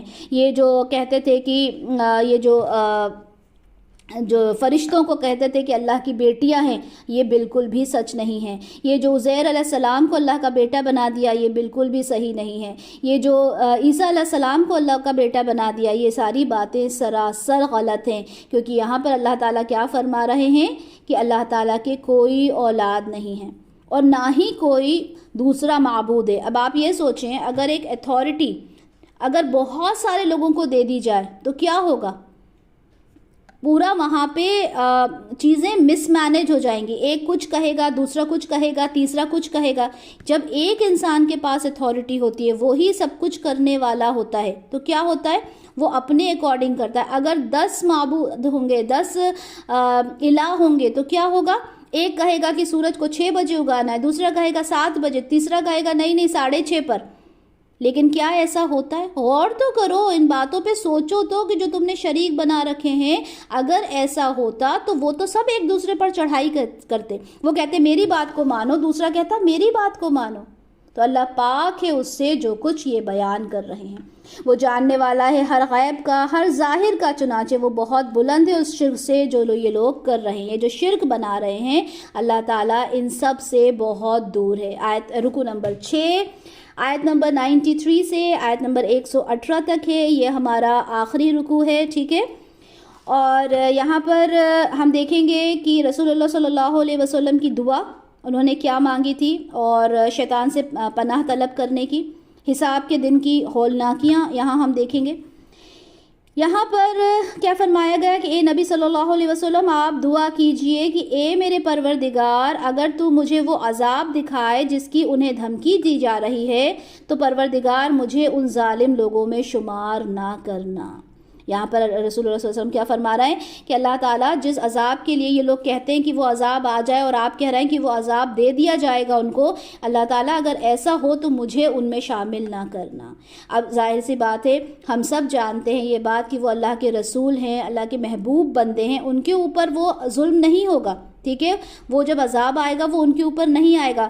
لیکن یہ الفاظ یہاں پہ بتا کے, یہ آیت یہاں پہ رکھ کر کیا کہا گیا, یہ سمجھایا گیا کہ دیکھیں وہ ہولناکیاں, وہ عذاب کتنے سخت ہوں گے کہ رسول اللہ صلی اللہ علیہ وسلم اس سے پناہ مانگ رہے ہیں کہ اللہ تعالیٰ ان ساری چیزوں سے آپ مجھے دور رکھیے گا. وہ کیا عذاب ہوگا, وہ کیا منظر ہوگا, اللہ تعالیٰ مجھے آپ ان ساری چیزوں سے دور رکھیے گا. آیت نمبر 95, اور یقیناً ہم آپ کو وہ دکھا دینے پر قادر ہیں جس عذاب کی ہم ان کو دھمکی دے رہے ہیں.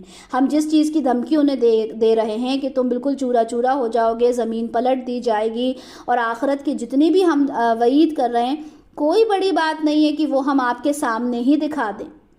آپ مقابلہ کیجئے برائی کا اچھائی کے ساتھ. ہم خوب جانتے ہیں ان باتوں کو جو یہ لوگ بنا رہے ہیں. ہم جو چاہیں کر سکتے ہیں, ہم چاہیں تو آج ہی قیامت لے کر آ جائیں, لیکن اللہ تعالیٰ اس کے بعد کیا کہہ رہے ہیں کہ آپ مقابلہ کیجئے برائی کا. اور کیسے کیجئے؟ اچھائی کے ساتھ کیجئے. ہم سب کچھ جانتے ہیں جو باتیں یہ لوگ بنا رہے ہیں, لیکن آپ نے کیا کرنا ہے, آپ نے اس کا جواب اچھائی سے دینا ہے. جب منکرین حق جو تھے, جب وہ یہ کہا کرتے تھے کہ جس عذاب کی ہمیں دھمکی دی جا رہی ہے وہ کیوں نہیں آتا, کیوں ہمیں عذاب نہیں دیا جاتا, تو الگ الگ جگہ پہ الگ الگ طریقے سے اس کا جواب دیا گیا, ٹھیک ہے. تو یہاں پر جو انداز ہم نے ابھی پڑھ کر آئے اس کو ہم نٹ شل میں ہم اس کو بیان کر دیتے کہ کیا کہا گیا کہ اے پیغمبر صلی اللہ علیہ وسلم انہیں فرما دیں کہ جس عذاب کی تم جلدی کر رہے ہو میں اپنے رب سے اس کی پناہ مانگتا ہوں. میری دعا ہے کہ الہ اگر میری موجودگی میں تیرا عذاب نازل ہوا تو مجھے ان ظالموں میں شریک نہ کرنا. دوسرا جواب یہ دیا گیا کہ ہم کفار کے ساتھ کیے گئے وعدے کو پورا کرنے پر قدرت رکھتے ہیں. ہم چاہیں تو آپ کے سامنے ہی عذاب آ جائے لیکن ایسا ہوگا نہیں. اور تیسری بات کیا کہی گئی کہ آپ کے ساتھ جو بھی کچھ یہ برائی کر رہے ہیں آپ نے کیا کرنا ہے, آپ نے اچھا رویہ اختیار کرنا ہے, آپ نے اچھے سے بات کرنا ہے. اور یہی آپ کی اور میری بھی ایک صفت ہونا چاہیے کہ ہمارے ساتھ کوئی کچھ بھی برا کرے, کوئی کچھ بھی ہمارے ساتھ غلط کرے, ہم نے اس کو بہت اچھے سے سمجھانا ہے. ٹھیک ہے, ہم نے اس کو بہت اچھے سے ڈیل کرنا ہے. تو یہاں پر اللہ تعالیٰ نے یہ ساری باتیں رسول اللہ صلی اللہ علیہ وسلم کو فرمائیں, بتائیں کہ آپ, کیونکہ جب وہ پریشان ہو گئے, ٹھیک ہے, جب انہوں نے کہا کہ اللہ تعالیٰ ان کے اوپر یہ عذاب آ جائے جو آپ یہ جو مجھ سے کہتے رہتے ہیں نا کہ عذاب کیوں نہیں آ رہا, تو یہاں پر اللہ تعالیٰ کہہ رہے ہیں کہ آپ نے بہت ہی محبت شفقت کے ساتھ ان لوگوں سے بات کرنا ہے. اور یہ جو بھی کچھ کہتے ہیں ہم اسے بہت اچھے سے جانتے ہیں. اور کہیے کہ اے میرے رب میں تیری پناہ میں آتا ہوں شیطان کے وسوسوں سے. یہاں پہ دعا بھی بتا دی گئی کہ اللہ سے کیا دعا کرنا ہے کہ ربی اعوذ بکا من حمزات الشیاطین, اور اے میرے رب میں تیری پناہ طلب کرتا ہوں اس سے کہ وہ میرے پاس آئے. واعوذ بکا ربی ان یحضرون. تو شیطان جو ہوتا ہے وہ ہر انسان کو پرووک کرتا ہے. جو داعی ہوتا ہے اسلام کا اس کو تو زیادہ پرووک کرے گا, ہے نا, اور اس کو غصہ بھی دلائے گا. کوشش یہ کرے گا کہ وہ ہر کام کا جواب برائی سے دے, برائی کا جواب برائی سے دے, پریشان ہو جائے. تو یہاں پر اللہ تعالیٰ کیا فرما رہے ہیں, اللہ تعالیٰ فرما رہے ہیں کہ کوئی برائی ہو تو اس کا جواب بھی تمہیں اچھائی سے دینا ہے. ٹھیک ہے, اور یہاں پر کیا کرنا ہے, پھر جو شیطان ہے اس سے تمہیں کہنا ہے کہ اللہ تعالیٰ میں تیری پناہ طلب کرتا ہوں کہ وہ میرے پاس آئے, مجھے ورغلائے, اس کے وسوسوں سے میں تیری پناہ مانگتا ہوں. اور یہی انداز ہمارا بھی ہونا چاہیے کہ جب ہم بہت پریشان ہو جائیں, ہمیں سمجھ میں نہیں آئے, تو ہمیں اعوذ باللہ من الشیطان الرجیم یہ پڑھنا چاہیے. ٹھیک ہے, المستدرک حکیم کی حدیث ہے 3649 کی ایک انسان کو بہت زیادہ غصہ آ گیا تھا, تو آپ صلی اللہ علیہ وسلم نے اسے کہا کہ تم نے یہ کلمات ادا کرنا ہے. ہمیں بھی جب کچھ, کیونکہ غصہ کیا ہوتا ہے, غصہ شیطان کی طرف سے ہوتا ہے, اور جب آپ بہت زیادہ غصے میں ہوں تو آپ نے کیا کرنا ہے, اللہ کی پناہ میں آ جانا ہے. آپ نے شیطان مردود سے اللہ کی پناہ میں آ جانا ہے, اور آپ نے یہ کہنا ہے کہ اللہ تعالیٰ میں یہ جو مجھے شیطان کے وسوسے ہیں ان سے مجھے پناہ چاہیے. آیت نمبر 99, یہاں تک کہ جب ان میں سے کسی کی موت سر پر آن کھڑی ہوگی تو وہ کہے گا پروردگار مجھے ذرا واپس بھیج دیجئے تاکہ جو کچھ میں چھوڑ کر آیا ہوں میں اس میں نیک کام کروں. ہرگز نہیں, یہ محض ایک بات ہے جو وہ کہے گا, اور رب ان کے پیچھے ایک برزخ قائل ہے اس دن تک جب وہ اٹھائے جائیں گے. اب جب وہ مرے گا, جب سب کچھ دیکھ لے گا, تو وہ کیا کہے گا کہ اللہ تعالیٰ مجھے واپس بھیج دیں, میں نیک کام کر دوں گا. لیکن نہیں, اس کے لیے تو ایک برزخ قائل ہو گیا ہے, یعنی وہ جب تک قیامت نہیں آئے گی تب تک وہ قبر میں ہی رہے گا. اچھا نیک انسان ہوگا تو نیکی کی اس کو ہوائیں, وہ جنت کی ہوائیں اور وہ سب اسے قبر میں ملیں گی. اور اگر وہ دوزخی ہوگا تو دوزخ کی آگ, دوزخ کے شعلے, دوزخ کی گرمی اسے قبر میں ملنا شروع ہو جائیں گے. پھر جب سور میں پھونک ماری جائے گی تو اس دن ان میں کوئی نسبی تعلق نہیں رہے گا, اور نہ ہی وہ ایک دوسرے کو پوچھیں گے. کوئی کسی کو نہیں پوچھے گا. جب سور پھونک دیا جائے گا نفسی کا ماحول ہوگا. تو جن کے نیک اعمال کے پلڑے بھاری ہوں گے تو وہی فلاح پانے والے ہوں گے, اور جن کے نیک اعمال کے پلڑے ہلکے ہوں گے تو وہی ہوں گے جنہوں نے خود کو ہلاکت میں ڈالا, وہ جہنم میں رہیں گے ہمیشہ ہمیشہ. اللہ سے دعا کریں کہ اللہ تعالیٰ ہمارا نیکی کا پلڑا بھاری ہو, کیونکہ جب میزان کے اندر ہماری جب نیکیاں اور ہماری بدی دونوں رکھی جائیں گی تو اللہ بہتر جانتا ہے کہ وہ کیا منظر ہوگا. لیکن اللہ سے ہر لمحہ دعا کرنا ہے کہ اللہ تعالیٰ ہماری نیکیوں کا پلڑا تو بھاری کر دینا. आग उनके चेहरों को झुलसा देगी और वो उसके अंदर बदशक्ल हो जाएंगे। उनसे कहा जाएगा, क्या मेरी आयत तुमको पढ़कर नहीं सुनाई थी?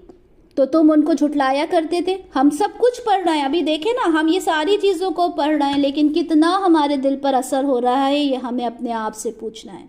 वो कहेंगे, मेरे परवरदिगार, हमारे परवरदिगार, हमारी बदबख्ती हम पर गालिब आ गई थी और हम तस्लीम करते हैं कि हम गुमराह हो गए थे। हमारे परवरदिगार एक बार हमें यहाँ से निकाल दे, अगर हम दोबारा यही करें तो हम वाकई जालिम होंगे। अल्लाह फरमाएगा, अब तुम जलील व ख्वार होकर उसी में पड़े रहो और मुझसे बात ना करो।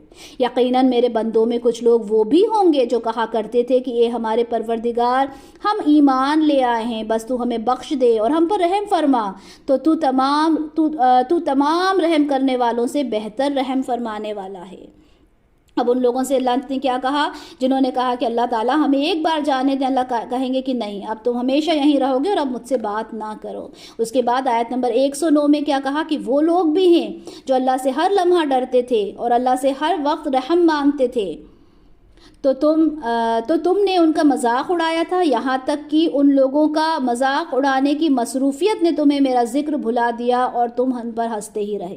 तो वो लोग जो हमेशा मुझसे मदद मांगा करते थे, रहम की दुहाइयाँ करा करते थे, जो ईमान वाले थे, जो मोमिन थे, उनका तुम मजाक उड़ाया करते थे, बल्कि तुम्हारा तो पूरा वक्त ही मजाक में होता है ना। आज भी टॉन्ट करने में, कोई लड़की है जो पूरा कवर होने लगी है तो उसका मजाक उड़ाना कि अरे ये देखो, ये आजकल, ये कल की तो अभी ऐसे घूमती थी, आज बड़ा पता नहीं किसको दिखा। मतलब किस तरह के अल्फाज अदा किए जाते हैं अगर कोई अल्लाह के रास्ते में चलना शुरू कर देता है तो।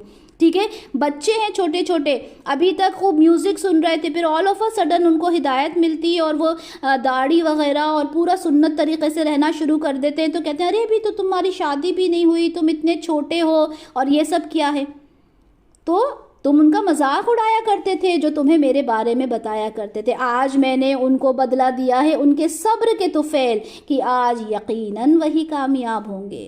फिर वो उनसे पूछेगा कि तुम लोग कितना अरसा ज़मीन में रहे, सालों की गिनती में? वो कहेंगे, हम तो रहे हैं वहाँ बस एक दिन या दिन का कुछ हिस्सा। तो आप पूछ लें हिसाब किताब वालों से। यानी ये दुनिया की ज़िंदगी जिसके लिए हम इतना सब कुछ कर रहे हैं, अपनी ज़िंदगी में इतना बिज़ी हो रहे हैं, मेरा घर, मेरी फैमिली, मेरा बच्चा, मेरा हस्बैंड, मैंने क्या पकाना है, मेरा घर कैसा, मेरे कपड़े कैसे, मेरा वार्डरोब कैसा, हम इसी में बिज़ी हो रहे हैं। मेरी जॉब कैसी होना चाहिए, मैं ऐसी जॉब करूं, मेरा स्टेटस ऐसा होना चाहिए, मैं कितना कुछ हम दुनिया के लिए सोच रहे हैं। हम आखिरत में जाके क्या जवाब देंगे कि अल्लाह ताला मैं तो एक दिन रहा या एक दिन से भी कम रहा।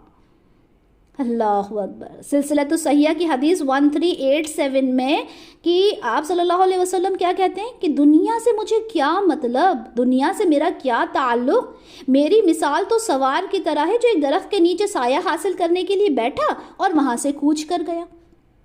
यही हमारा तरीक़ा भी होना चाहिए, लेकिन हम तो दुनिया में ही बिज़ी हैं, दुनिया को ही क्या करें, दुनिया में रहते हैं, दुनिया के हिसाब से चलना होगा। भाई दुनिया के हिसाब से चलने के लिए दुनिया नहीं बनाई गई, दुनिया बनाई गई है आखिरत के लिए। वहाँ पर हम रहेंगे, हम जैसे चाहें अपनी ज़िंदगी गुजारें, वहाँ आपसे कोई कुछ नहीं पूछेगा, लेकिन उसको पाने के लिए मेहनत तो यहाँ करना है भाई, मेहनत तो आपने यहाँ करना है। अल्लाह फरमाएगा कि वाक़तन तुम लोग नहीं रहे हो मगर बहुत थोड़ा अरसा, काश कि तुम लोग जानते होते, काश कि तुम उस वक्त समझते कि ये 100 साल की भी अगर तुमने ज़िंदगी गुजार दी तो वो एक दिन के बराबर भी नहीं है। काश कि तुम्हें ये उस वक्त ये बात समझ में आती। क्या तुमने समझा था कि हमने तुम्हें बेकार पैदा किया था और ये कि हमारी तरफ लौटाए नहीं जाओगे? क्या तुमने ये सोचा था कि हमने तुम्हें यूं ही पैदा कर दिया?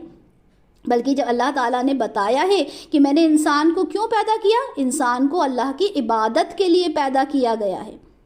तो बहुत बुलंद व बाला है, अल्लाह जो हकीकी बादशाह है, उसके सिवा कोई माबूद नहीं, वो बहुत इज़्ज़त वाले अर्श का मालिक है।